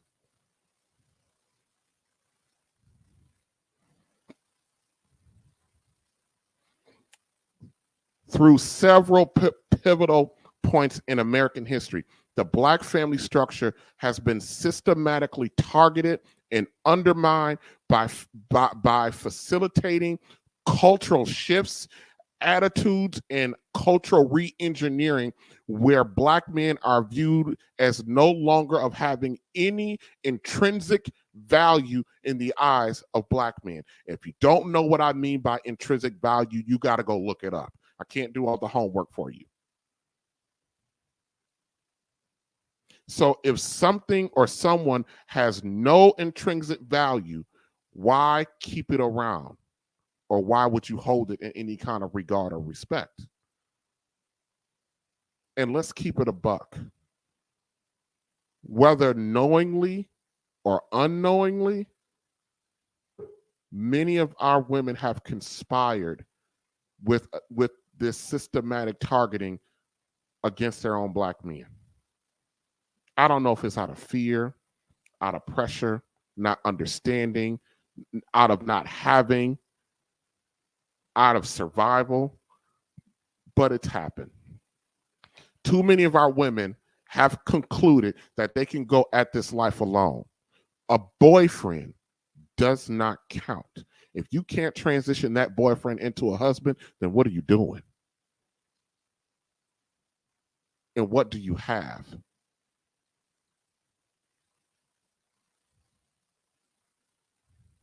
Our black women have tried to go at it alone for over 55 years.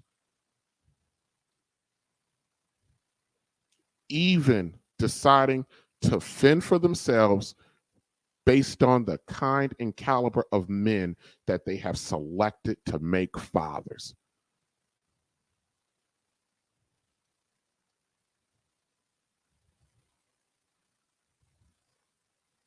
"75% of our women are unmarried with multiple children by multiple men, living well below other women of other cultures socially, economically, and entering into the last stages of life alone."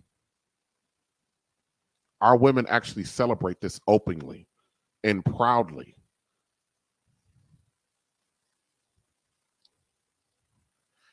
Excuse me. Our black women also serves as mules, the workhorses for the community. and work themselves into the ground that they eventually rob themselves of anything that looks like femininity or kindness or softness. And they lose their ability to cooperate with a productive, character-driven Black man. No other race of women are in this position. And when you point this simple fact out to our Black women, they double down on excuses and blame their men for their decisions, despite constantly rejecting better qualified men, all because they believe that the better qualified men are less attractive.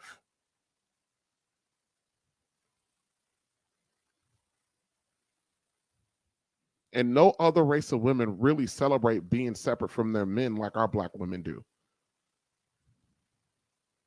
And no other group of women in mass, select men in a disproportionately superficial way than what Black women do. No other group of women value swag at the level Black women do. If the man is a total failure at manhood, but he can provide with some excitement, swag factor, and he got the gift of gab to make you feel good when he talk, then that fella will beat out a more qualified Black man every time with our Black women. I can openly, confidently say that now because we're living in the consequence of that. 54% of all Black men between the ages of 18 to 60 are single, childless, and earn enough money to be in the middle class.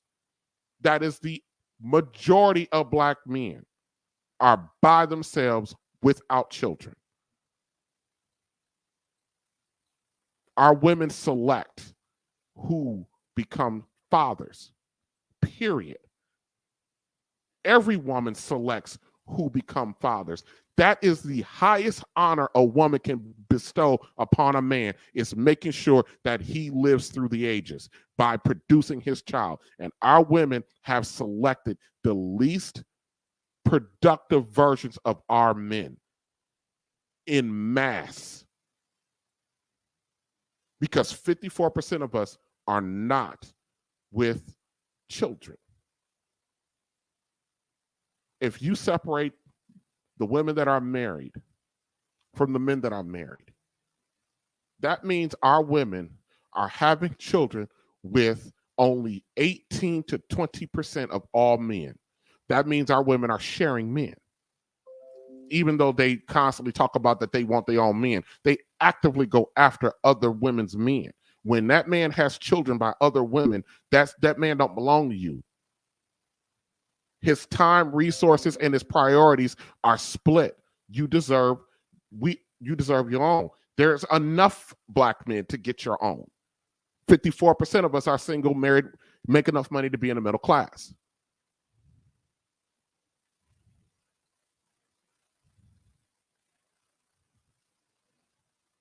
And we talk about our women selecting the least qualified versions of our men. God forbid if that dumpster fire of a guy is over 6 feet tall. My God, the qualified man he definitely ain't got nothing coming. I have an open letter to Black women, okay? And this gets into what we're going to be getting into for the rest of the stream. Dear Black women, you are not this country's superheroes. You are not selfless vigilantes watching through the night for signs of trouble. You are not perched on tall buildings of neighborhoods, cities, waiting to swoop in and save people in distress. You are not Black woman to the rescue. I'm personally offended that too many of our women behave like they are. I'm offended every time you choose to take on someone else's responsibility. I'm offended every time you volunteer to do some extra work at your job that's not going to benefit you, but it benefits somebody else's upward mobility and leaves you in the same spot. I'm offended when you take up fights and causes that has nothing to do with your Black nation. Black women to the rescue of others is offensive.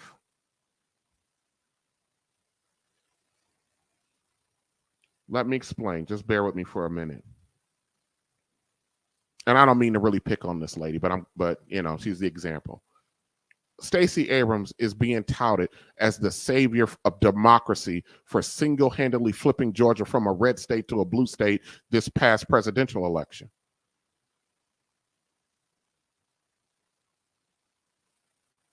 Why would she put out somebody else's fire when her own house is on fire? Stacey Abrams has a black man problem, and she's worried about other stuff. Stacey, where was this energy to get black men of Georgia on your side when you ran for governor the first time? Where was your appeal to the issues and concerns of your black men in your state? They either sat home on election day or out of anger and frustration voted for the other guy, which is crazy. When black men in general see black women ascend to positions of power in the workforce or in the political area, we don't get the impression that those black women have our backs. Those of you who are working in some kind of office, political, corporate area, arena, have a conversation with your black men up in there, how they feel like, when they see a sister ascend to a position of leadership, how much fear that comes across them about their positioning. Because oftentimes the companies will promote a sister over their black men because they know what those women are going to do to those black men. We're going to put them in their place. There's been a shift in the last 10 years about HR representatives that they've actually put black women in charge of HR departments in companies because she has a better sense of how to regulate her black men.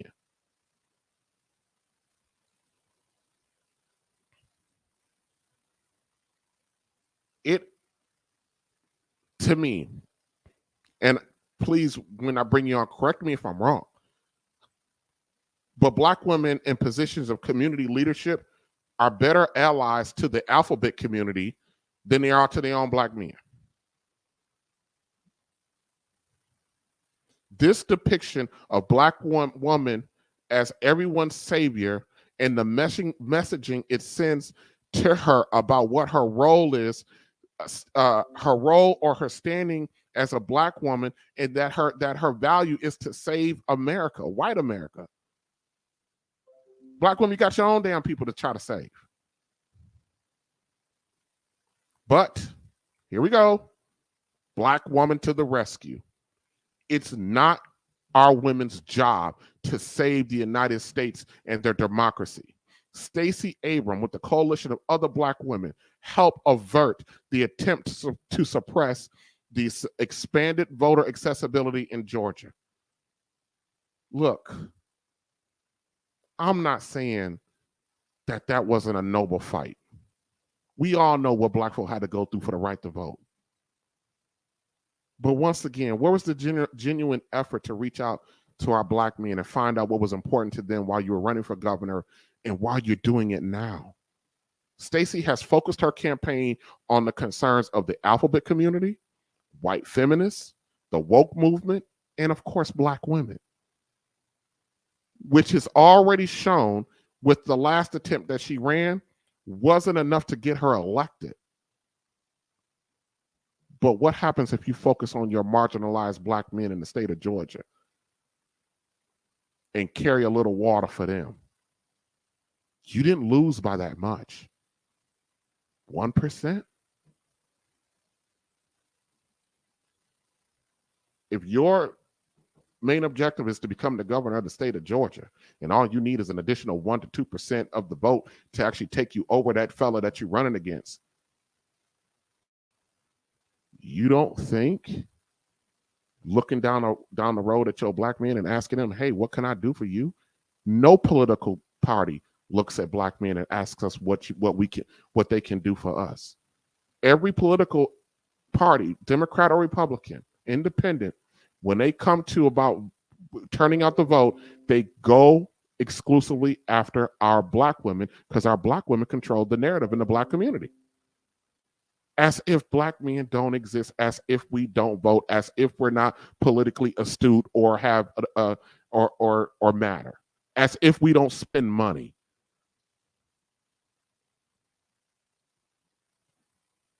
This is not a statement against Stacey Abrams. What Stacey Abrams have accomplished is absolutely remarkable. It is absolutely full stop badass work. The woman is a rock star in a lot of areas, but one. However, she's being painted as almost a mythological champion, saving marginalized votes from the evil clutches of the voter suppression tactics and all this without so much as breaking a sweat. And black women as a collective helped the Democratic Party crawl to a victory in 2020, electing Joe Biden. That happened on the backs of black women. Don't get it twisted. Many of our black women are wholeheartedly brilliant and a force of nature. Black men have always known this. We know this better than anybody. But white people, more specifically white women, have mythologized our black women for their own selfish needs. Black women have gone from just being an attentive citizen of democracy to the saviors of it.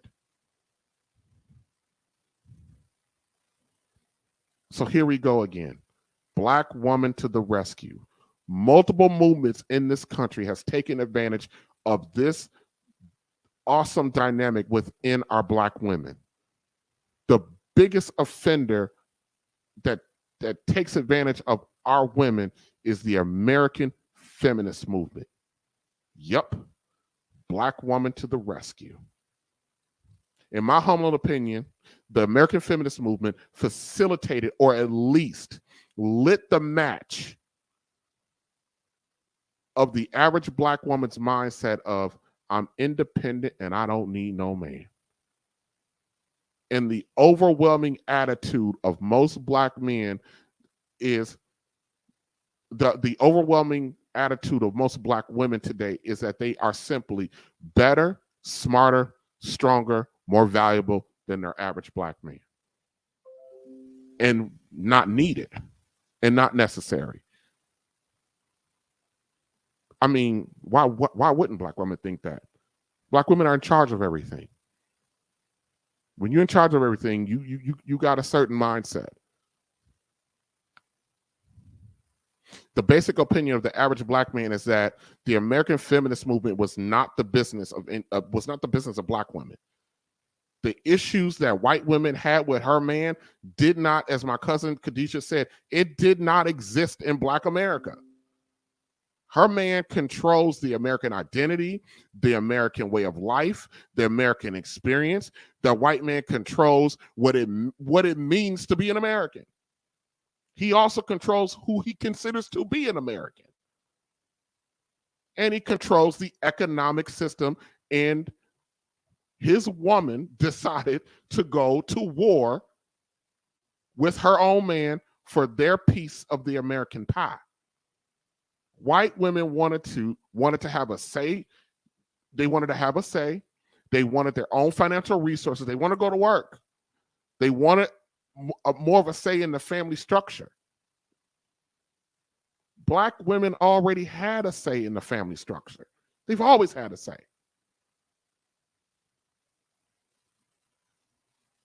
So let me ask our black women this. When in the history of black people in this country have you ever been under the control, direction, or leadership of black men in general? When have black men ever had the economic, social, or political power to oppress you and keep you from upward mobility in any kind of way?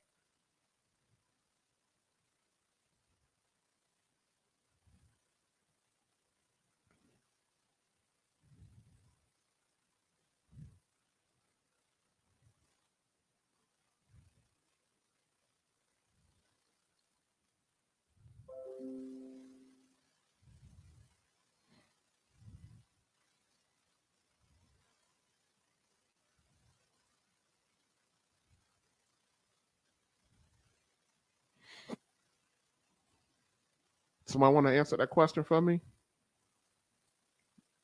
Miss Lucas. Hello? Hello. Hey, so when in American history have black women been under the thumb control of black men? When? They have never been under that on if you consider society. But if you talk about the church, the women are obedient to their husbands and to their pastors. Yep. We talk about society as a whole. But society never. And in the family structure. Now, when you talk about the church structure, like leadership in the church and working in the church and upper mobility in the church, yeah, that for up until the last 20 years, yes, it's been a very male dominated, and women have not ascended to leadership in the church. But that is just a microcosm of society. Black women have embraced feminism wholeheartedly because they were convinced of something. Hold on a second, Miss Lucas. With this infiltration, white women were able to exploit and convince black women that they were having the same issues with their man as she was with her man. And when white women were able to convince black women of this, poof, black woman to the rescue. One of the earliest prominent black women we celebrate inserted herself into an all-women's conference and insisted on speaking. And that speech became the anthem for the modern feminist movement.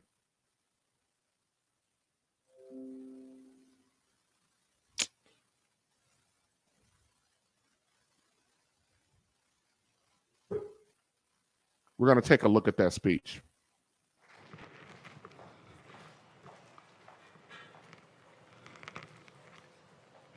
Well, children, where there is so much racket, there must be something out of kilter.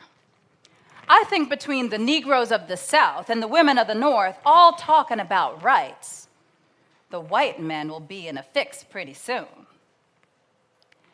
That man over there says women need to be helped into carriages, lifted over ditches, and to have the best place everywhere. Nobody helps me into carriages or carries me over mud puddles or gives me any best place, and ain't I a woman? Look at me. Look at my arm.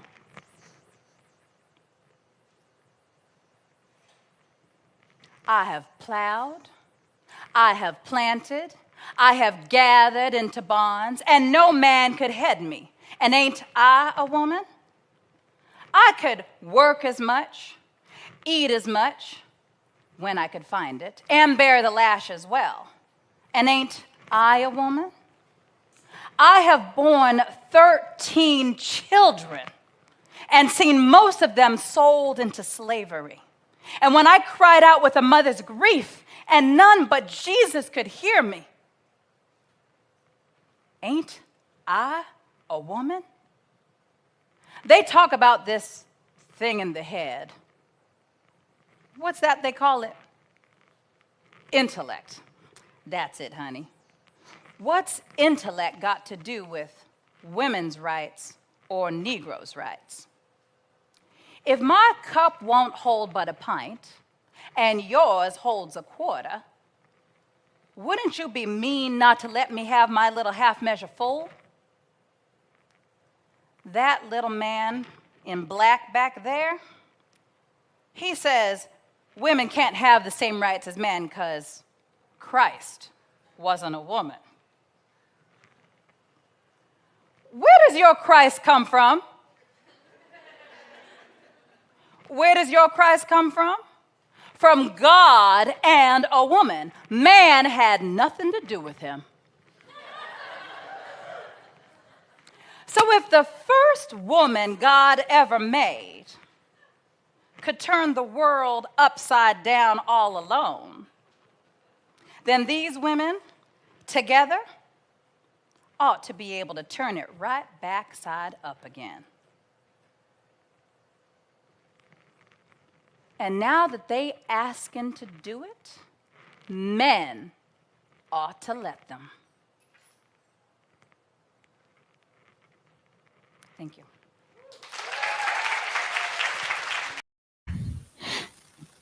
Ain't I a Woman was a speech delivered extemporaneously by Sojourner Truth at a women's conference in Akron, Ohio, which is where LeBron James was born. Anyways, back in 1851. She was not expected to speak initially, but in response to white men storming the convention in an attempt to shut the women's convention down, I would deem this act of hers as the first or near first official Black woman to the rescue. To the rescue of women who did not even view her as a contemporary. She couldn't sleep, go to the bathroom, eat, walk in the same places as these women that she came to the rescue for. And with one crowd hushing speech, the modern day feminist slogan was born. All thanks to Black woman to the rescue.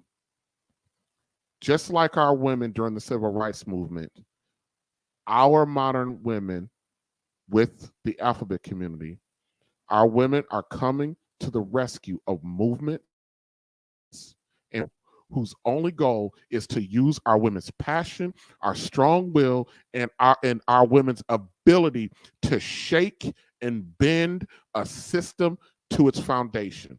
That is the strength of our Black women. And everyone else has benefited from that, except for her own men. And that's another thing that's offensive. Okay.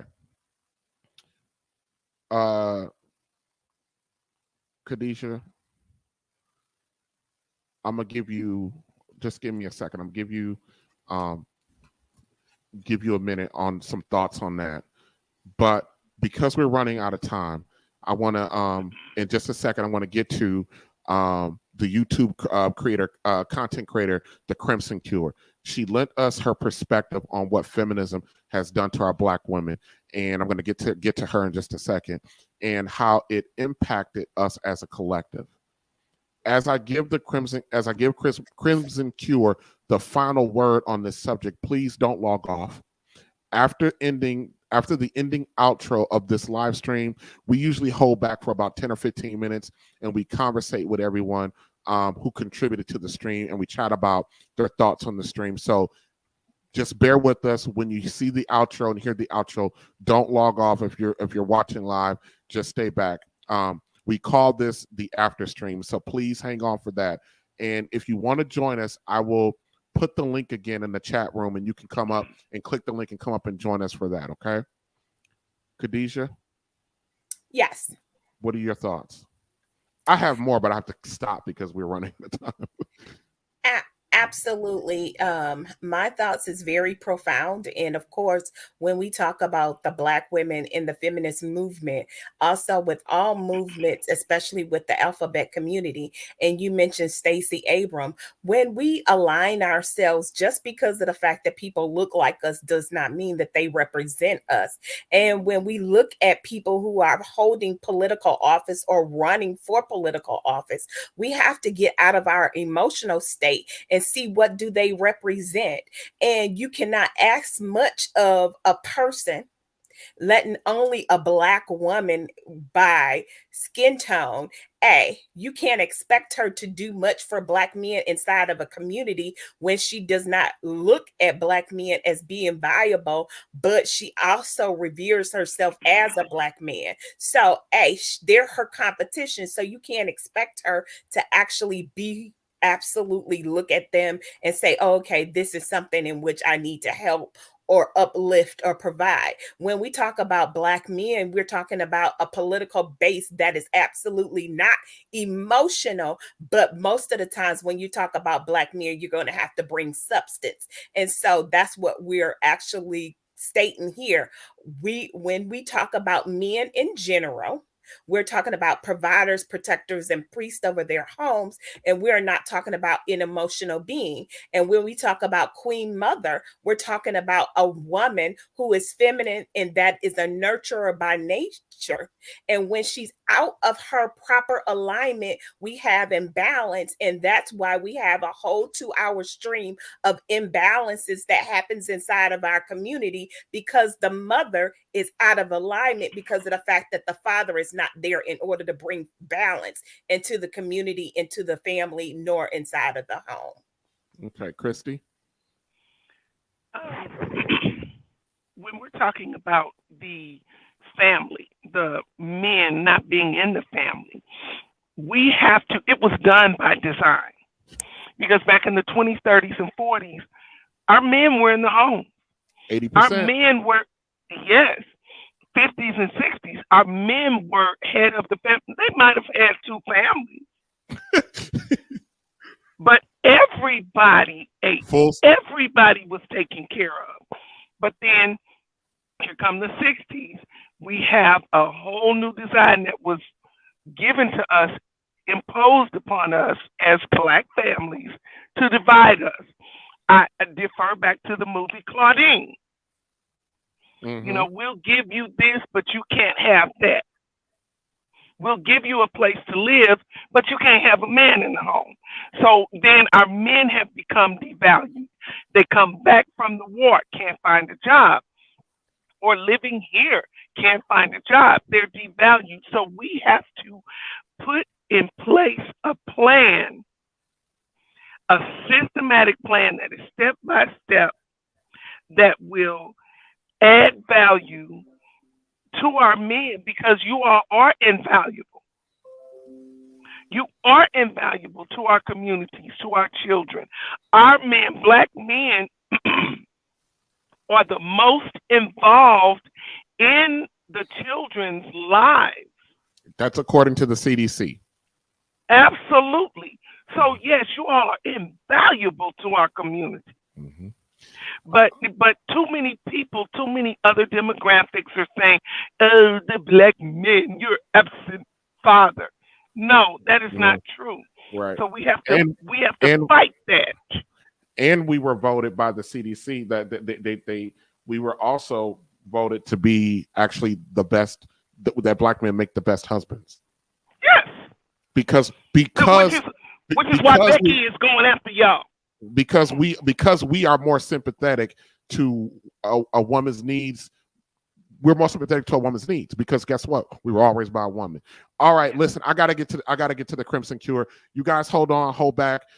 Save a lot of this for the after stream. We'll be right back, okay? Let me get to Crimson, all right? All right, to close out part 1 of Queen Mother, Black Woman to the Rescue. This has been very interesting. And I don't know why I was so stressed out about this, but all right, everybody, here we go. Here's the Crimson.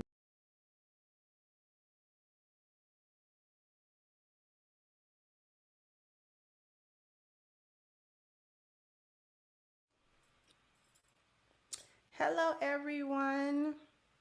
How's everybody doing? I hope your weekend went well. Hope everybody had a good weekend. Wonderful weekend. But yeah, we got some things to do. We got some things to talk about today. Because earlier today, we discussed strong and independent. If you have not checked out my video from earlier today, you need to do that. Because we say that terminology, strong and independent, but many people don't know where that actually came from or why we say that. Let me get a little closer to this mic. Where it came from or why we say that.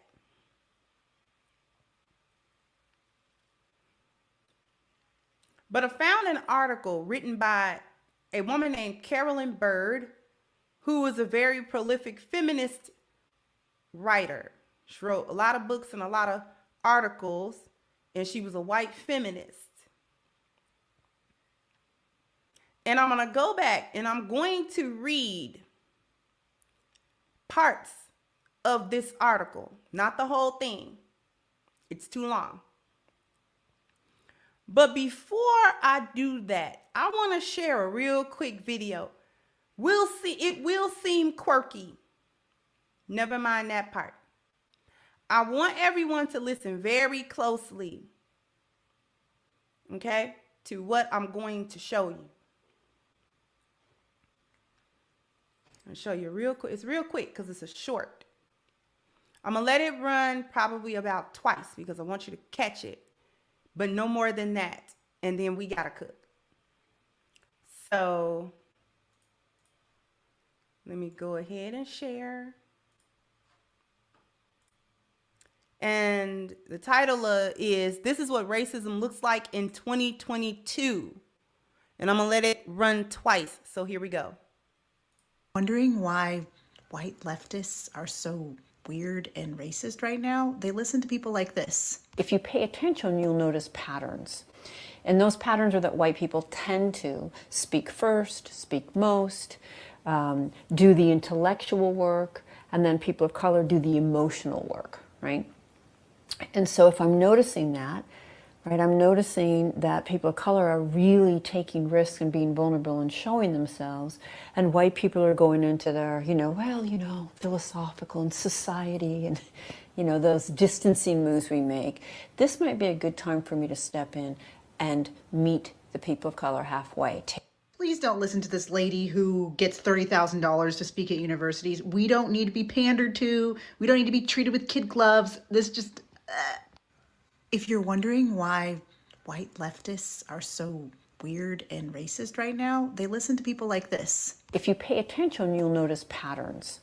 And those patterns are that white people tend to speak first, speak most, do the intellectual work, and then people of color do the emotional work, right? And so if I'm noticing that, right, I'm noticing that people of color are really taking risks and being vulnerable and showing themselves, and white people are going into their, philosophical and society and, those distancing moves we make.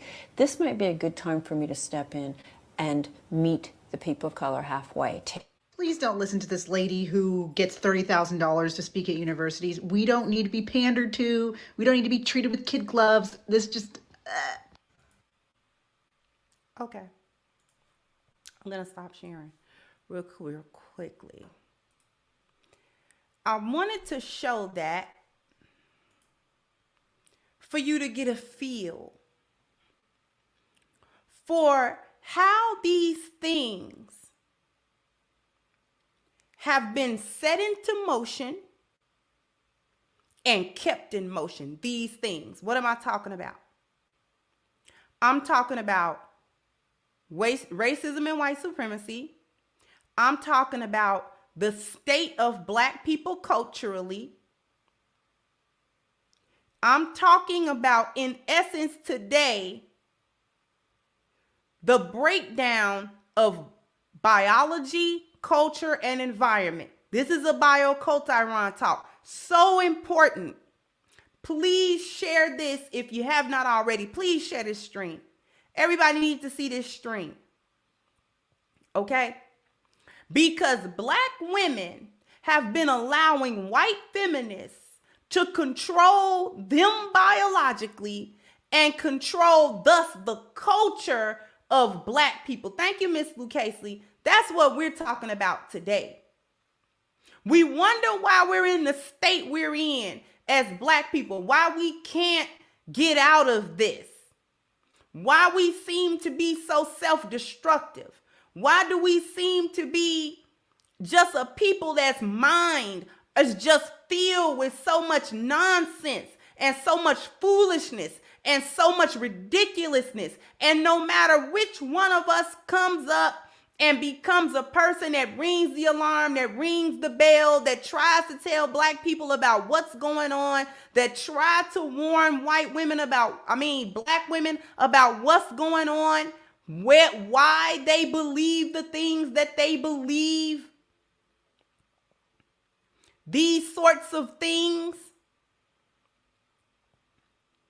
and you've taken every single thing that white feminism has ever given you, and you have used it to the utter destruction of the Black community. You have utilized it, and then you want to get on social media and you want to whine and you want to cry when people go into depth. People such as myself and other content creators go very in depth about what Black women have done to further destroy, to sell us out as a group of women and as a group of people. You want to whine and cry about this is Black women bashing. You have allowed white feminists to bash you upside the head since the 50s or before. They've been clubbing you upside the head, oops, upside your head for too long, and you have not said a mumbling word. Now, the excerpts that I am going to read out of this article will include what I read earlier today, and it will extend it. I will go past it, and we're actually going to break down what we're hearing. Mind you, this is a white woman that wrote this article in a New York Times magazine, a magazine that is aimed towards white women, not Black women. Just like the video I just showed you, she was talking to another white woman. She was not talking to Black women. But what they do is they like to wire each other up on how they supposed to interact with us, what they're supposed to think about us, and how they brainwash us as Black women. See, because from the Carolyn Bird Black Woman Power article that I'm about to read a part of you to the Woman King of 2022, white women have been used to push a particular narrative through culture, through media, movies, pop culture, articles, all of these sorts of avenues to push to Black women what they supposed to think about themselves as a group of women and what they're supposed to think about Black men as well.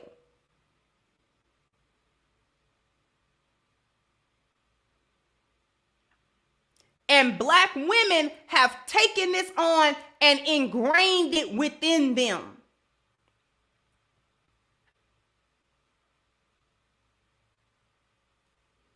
You don't understand that you're being maneuvered into a particular position and that they've been playing chess with you and you've been a pawn all this time, unknowing, unaware, oblivious to the end game of any of this, because as Black people and as Black women, particularly among the group of women, we have zero understanding of the confluence between biology, culture, and environment. We don't know how they do what they do to us. That's the biggest issue. As Black women, we don't know what they do. We don't know how they do what they do to us. We have no idea.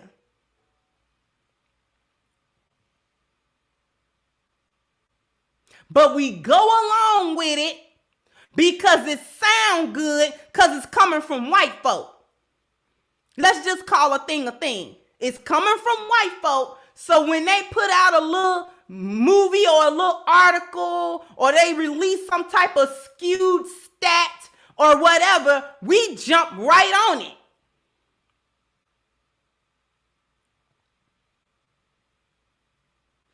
Let me get to this article, because we got a lot of ground to cover. Now, before I go into this, understand that this is cultural influence. This is the use of culture to influence biology.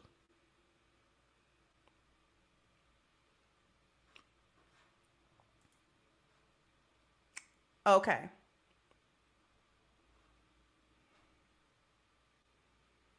Do I want to share? I might as well share. We're going to share. Okay. Now I know it's small. I'm going to try to make this a little bit bigger so you can see it.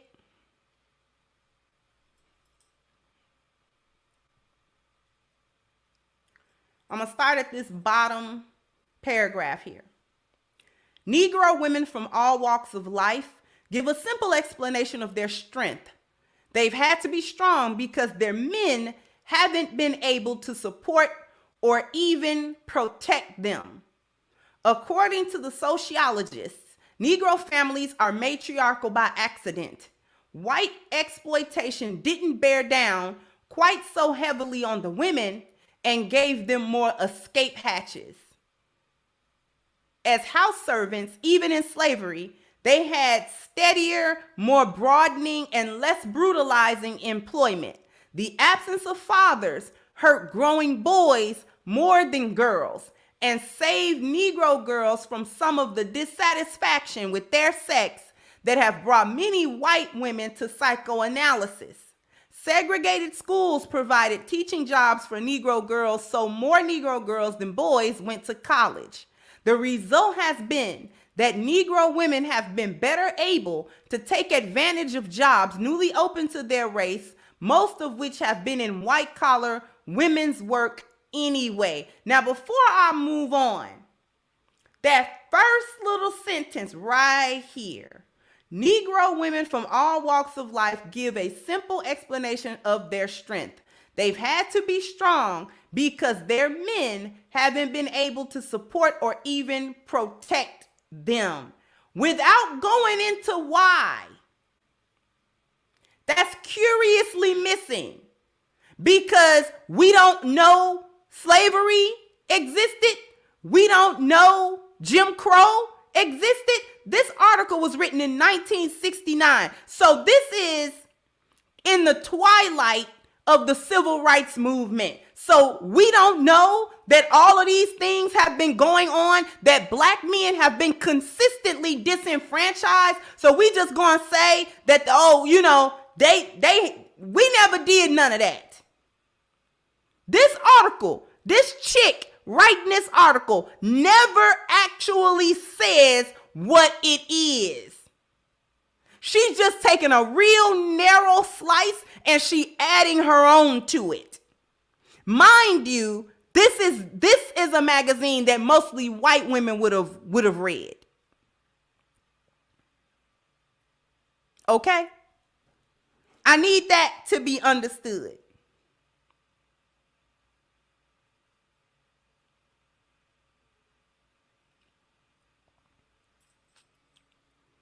She leaves out the biological control. And then she just states it. Let's keep going. Without half trying, Negro women are better able than their men to cope, and there's nothing much they can do if their men don't like it. So the part of that sentence that's not being said is, let's give the women the mobility then.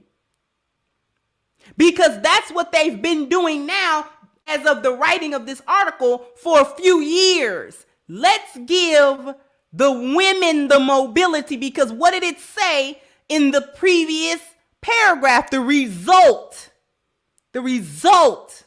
has been that Negro women have been better able to take advantage of jobs newly open to their race, most of which have been in white-collar women's work anyway. So this is, let's make black men economically obsolete to black women. Let's disenfranchise black men. Let's give them less education. Because what did it say? See, segregated schools provided teaching jobs for Negro girls, so more Negro girls than boys went to college. So let's disenfranchise the men.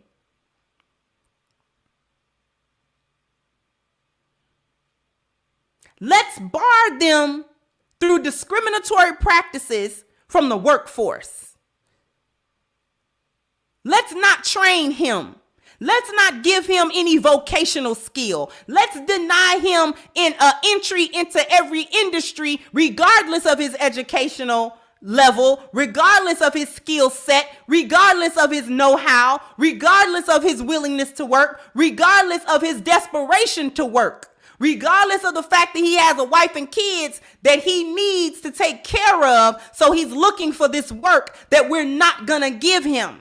We're going to utilize the environment. We're going to utilize the law. We're going to utilize the policies. We're going to influence these privately held companies through their policies to disenfranchise and to deny and to discriminate against black men. But we're going to incentivize those same privately owned companies and corporations to then hire the Negro woman.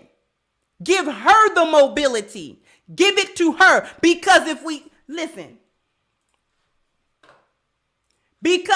it to her, they gonna fight. If we give it to her, they gonna fight. Black men and black women gonna start fighting. Because what did she say? It's matriarchal by accident. That's cap. No accidents. No accidents. The way in which white supremacists, since black people that were enslaved in this country, this has been a very carefully crafted usage and of biology, culture, and environment to maintain white supremacist status quo. To keep black people in such a confused, low vibrational state of being that we never actually see what's going on so that we can combat it and actually switch it. So it being by accident is complete cap.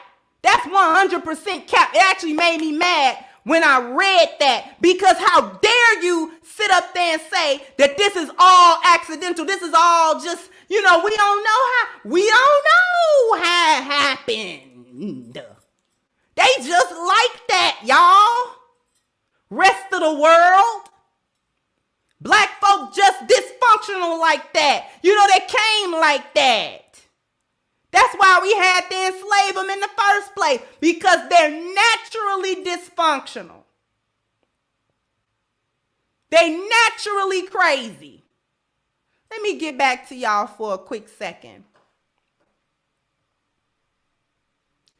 Let's see, because I know I missed a couple of super chats. Thank you, Miss Lucasely. Thank you. Shocks112 said, yeah, this is soft colonialism and brainwashing. Black women forget about Delphine Lalaurie and Patty Cannon. Thank you, Real Bravado. Say, you stole my thunder on this topic, but you're cooking it much better. Cook on, sis. Cook. Thank you so much, Real Bravado.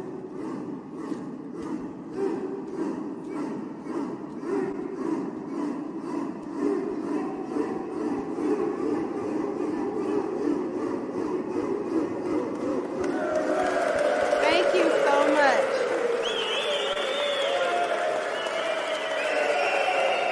But listen, I came back to you because how dare she sit up there and say this was some sort of, they matriarch. They just like that. This is a publication that went out to the rest of the world. It wasn't directed to black people. This is white people telling the rest of the world how black people are.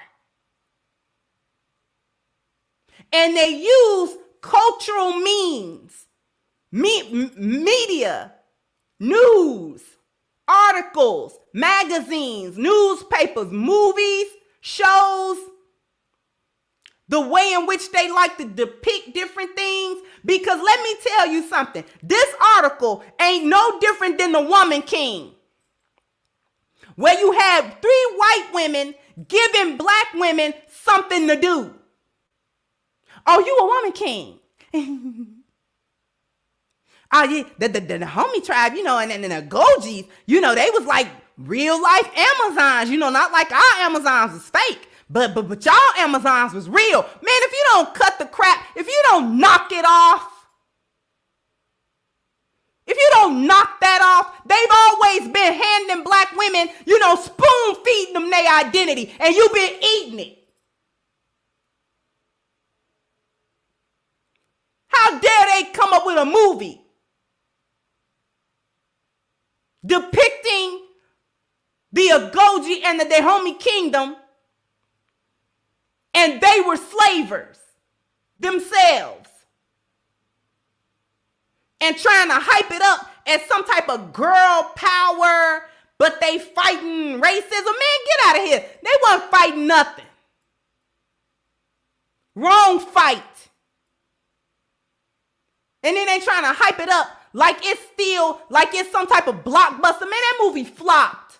It's a flop, and it's good. I'm glad it's a flop. Every lioness should be cheering that it's a flop, because we done accepting that type of foolishness to try to tell me that I don't need my men, and that I don't need to be a female, and I don't need to be feminine. I can just be masculine and just power through. And they applaud that, just like Hillary Clinton sat there and gassed up Megan Thee Stallion. See, they always do it, and we gotta see what we not seeing.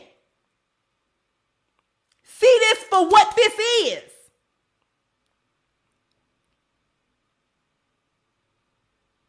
They encourage you this way. Unhitched you from the only protection and covering you had as a black woman against white supremacy, which was black men, was the first line of defense and the last one, and now you just exposed.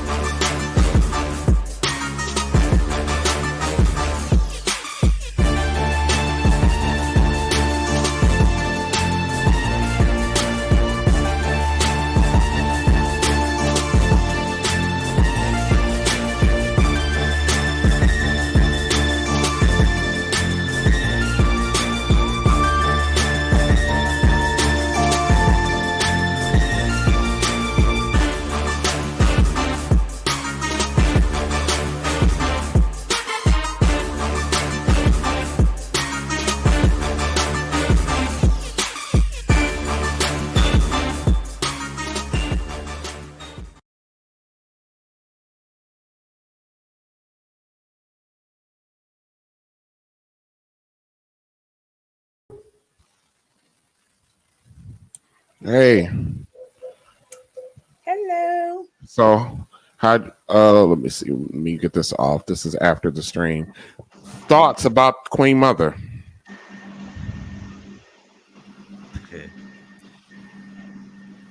It lasted 2 hours and 30 minutes. And at the peak of it, we had 900 viewers. So I would say that it was a very powerful conversation.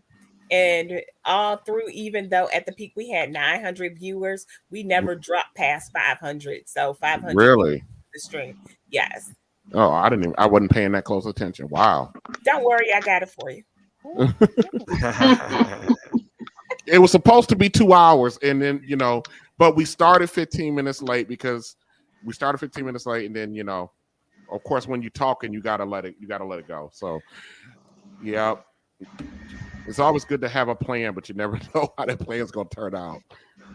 Miss Angela, yeah, we lost a few people. I kind of figured that, but so Miss Angela, Miss Diamond, Miss Thomas, what do you guys think about? I was really happy with it. Each aspect of it, all the feedback, people that were streaming through, the questions just kept rolling in, and people just had, some valuable things to say. So I thought it went well. Okay. Anything that we didn't cover? I mean, it was a lot.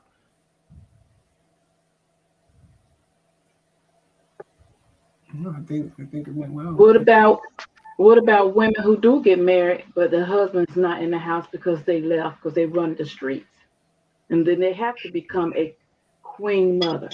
Yeah, I mean that's an issue, but it dwarfs in comparison to the fact that that's not the majority of our people, because the majority of our people are not even married. So I mean, it'll be a little bit more impactful. Let's just say even we were at a 50% marital rate, then that issue, the man abandoning the home, you know what I mean? That'd be a bigger impact on us. Yeah, it contributes to the whole queen mother system when we do have men who leave the home.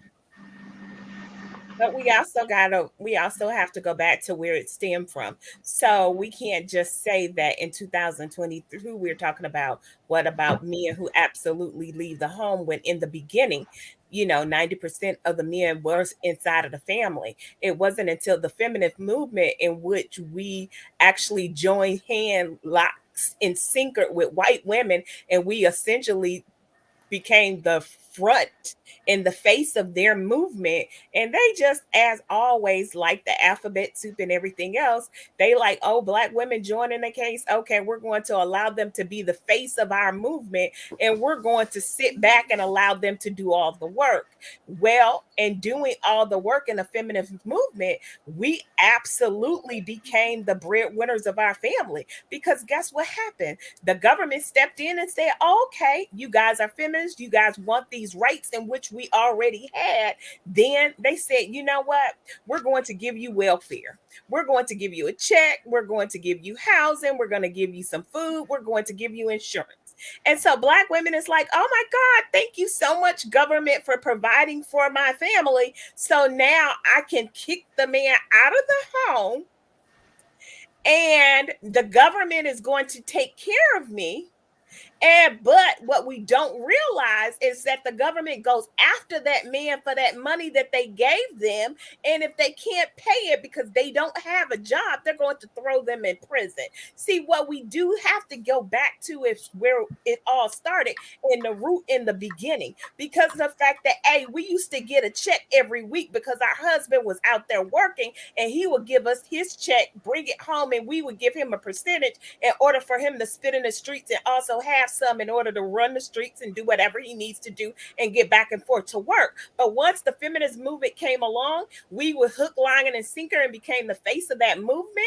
Guess what? We put our husbands out of the home. So now we no longer get that weekly check in order for us to get by. Now we get a once a month check, and then we put our husbands in prison because of the fact that they have to pay the government back. So not only do the white women benefit off the back of us, also the prison industrial system actually benefits off of us, our husbands and our men. So our family is destroyed. And guess what? The black doctors, the black women doctors that are going to school, absolutely. Black women is the most educated demographic in the entire world, not just in America, all over the world. And that is created by design. So what we do, we out educate ourselves from our black men. Well, because a lot of women, once they reach a level of quote unquote education and money, they want a man on that level. Or they want a man that's of that same ilk. But the average man doesn't make that kind of money. The average black man makes, I think it's $42,000 a year. He's not there. Mm-hmm. The more we climb, our black man is not there. And our women put so much emphasis on money. Not that money is not important; it's a foundation. But the fact of the matter is, a guy can take care of himself on $42,000 a year. What are you talking about? The average American household income, total income, is 70 grand. That's with two people working. That's total. And so we got this really weird dynamic around money or education and stuff like that. I don't know.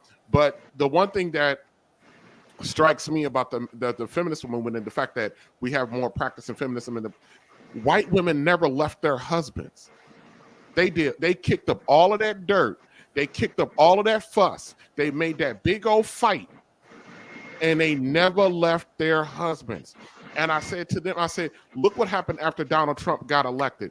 All of these women, came up all these white women had an uproar. Who came out in droves to help these white women in uproar over Donald Trump? Black women. Once the streets were filled with black women, the white women went back home to their husbands who said, you embarrassing me on TV, come home. And it was the black woman left out there fighting Donald Trump when he first got elected. I'm not saying you shouldn't be fighting Donald Trump, but I'm saying every time they get in an uproar, they recruit our women, they gas our women up to go out there to fight right alongside of them, and then they kind of sneakily go back home to their men. They don't lead their men. The same group of women, Donald Trump and Barack Obama got elected by the same group of people, suburban white women. How does the same group elect those two different men with totally different ideologies, totally different ways of life, totally different ways of governing and being, totally different characters? That's because after them suburban women elected Barack Obama twice, their husbands got pissed at them and kicked up such a mess in their homes that them white women went out in droves and voted to elect Donald Trump because their husband said so. Our women are the only group of women who don't walk in lockstep with our husbands, with their husbands. Or if you go outside of the husband, y'all don't come back. The white women always circle back in when they men start to bark. I don't know. Miss Lucas, your audio. Yep. And Frederick. What are your thoughts, Frederick? Oh boy. So I would say this, and I would just go, and I ain't gonna go back on mute, but this is what the Me Too movement and the feminist movement were movements that, in my opinion, I don't think black women should have ever engaged in at all. Because if there weren't any issues going on, why even engage in that type of movement or that behavior? There wasn't if to my knowledge there wasn't a disconnect. There wasn't a disconnect there, but now there is a disconnect. Those two movements have created the largest divide that I see when it comes to black men and black women trying to connect as a people, meaning that we're trying to understand each other and trying to coexist with one another. And it's and until we get to that, until we realize that those two things are the kind of the origin of where it is, we'll never get to a point where we can actually connect. And when I mean connect, I mean truly connect with each other on an emotional and intellect, spiritual, and even in psychological or mental level, because I don't know. It's like, and I'm not trying to use this analogy, but it's kind of perfect for this particular conversation. The Me Too and the feminist movement put a woman like here, like at the highest pinnacle, and it reduced the man to like less than anything because a second class citizen. Yeah, and it put it to the point that well, I don't need you. I can do this on my own, and that's not how God intentionally designed us to be. We were designed to be for and with each other. Yeah.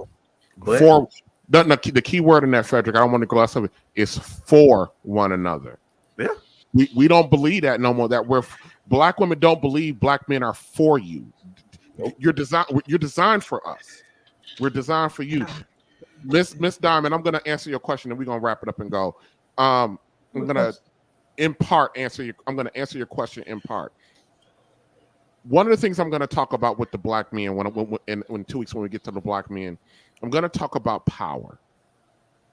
And one of the things that we fail at as black men, that we've historically failed at we kind of understood it in the 50s and the 60s to a degree, but not now because they killed off that whole generation of men. But our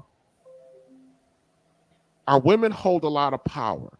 My perspective on that is, okay, so what?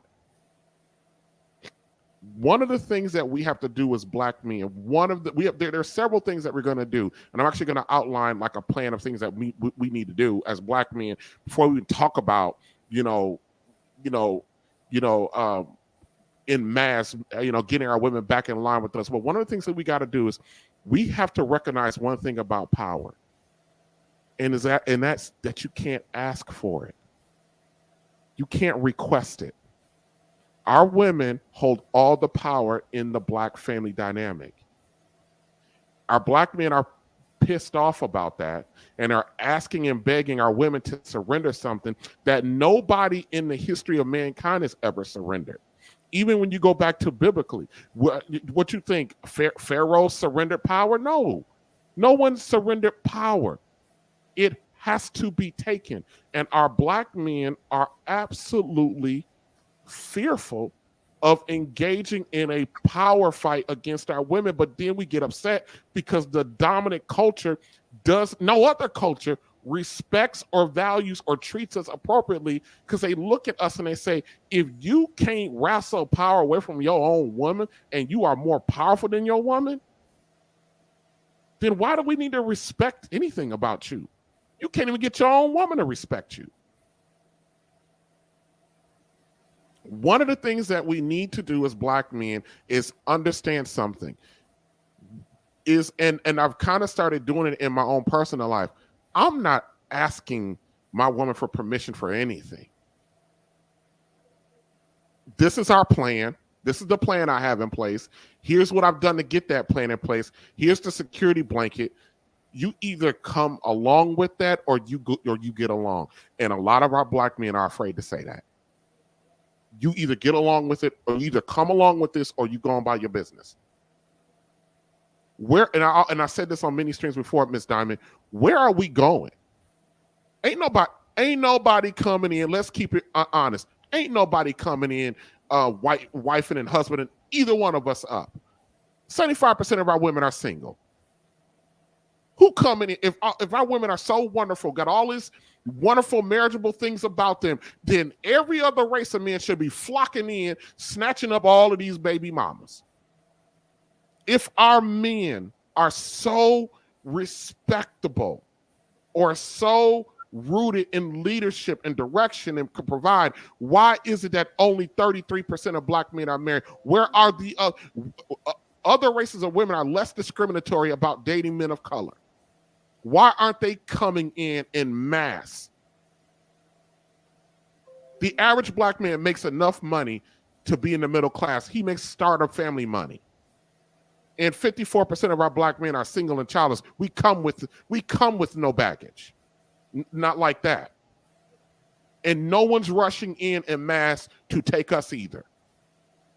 Just because we're getting married or getting taken at a slightly higher rate than our women, it's not that significant.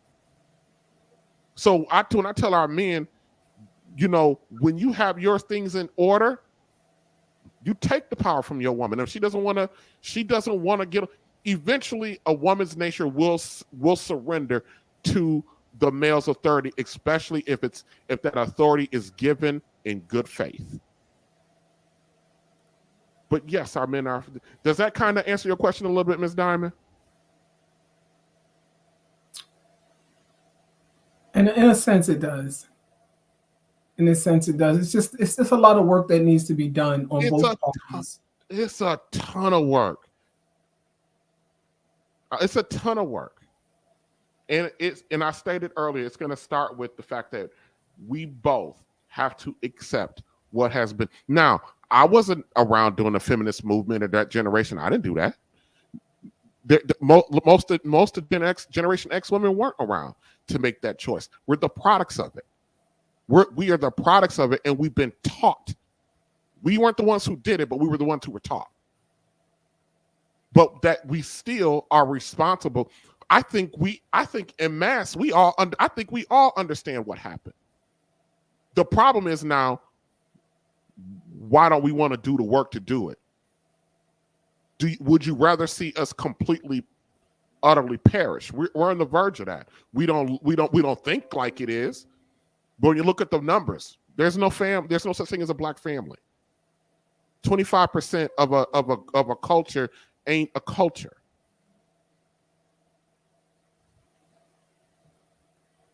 I don't know. Ooh-wee.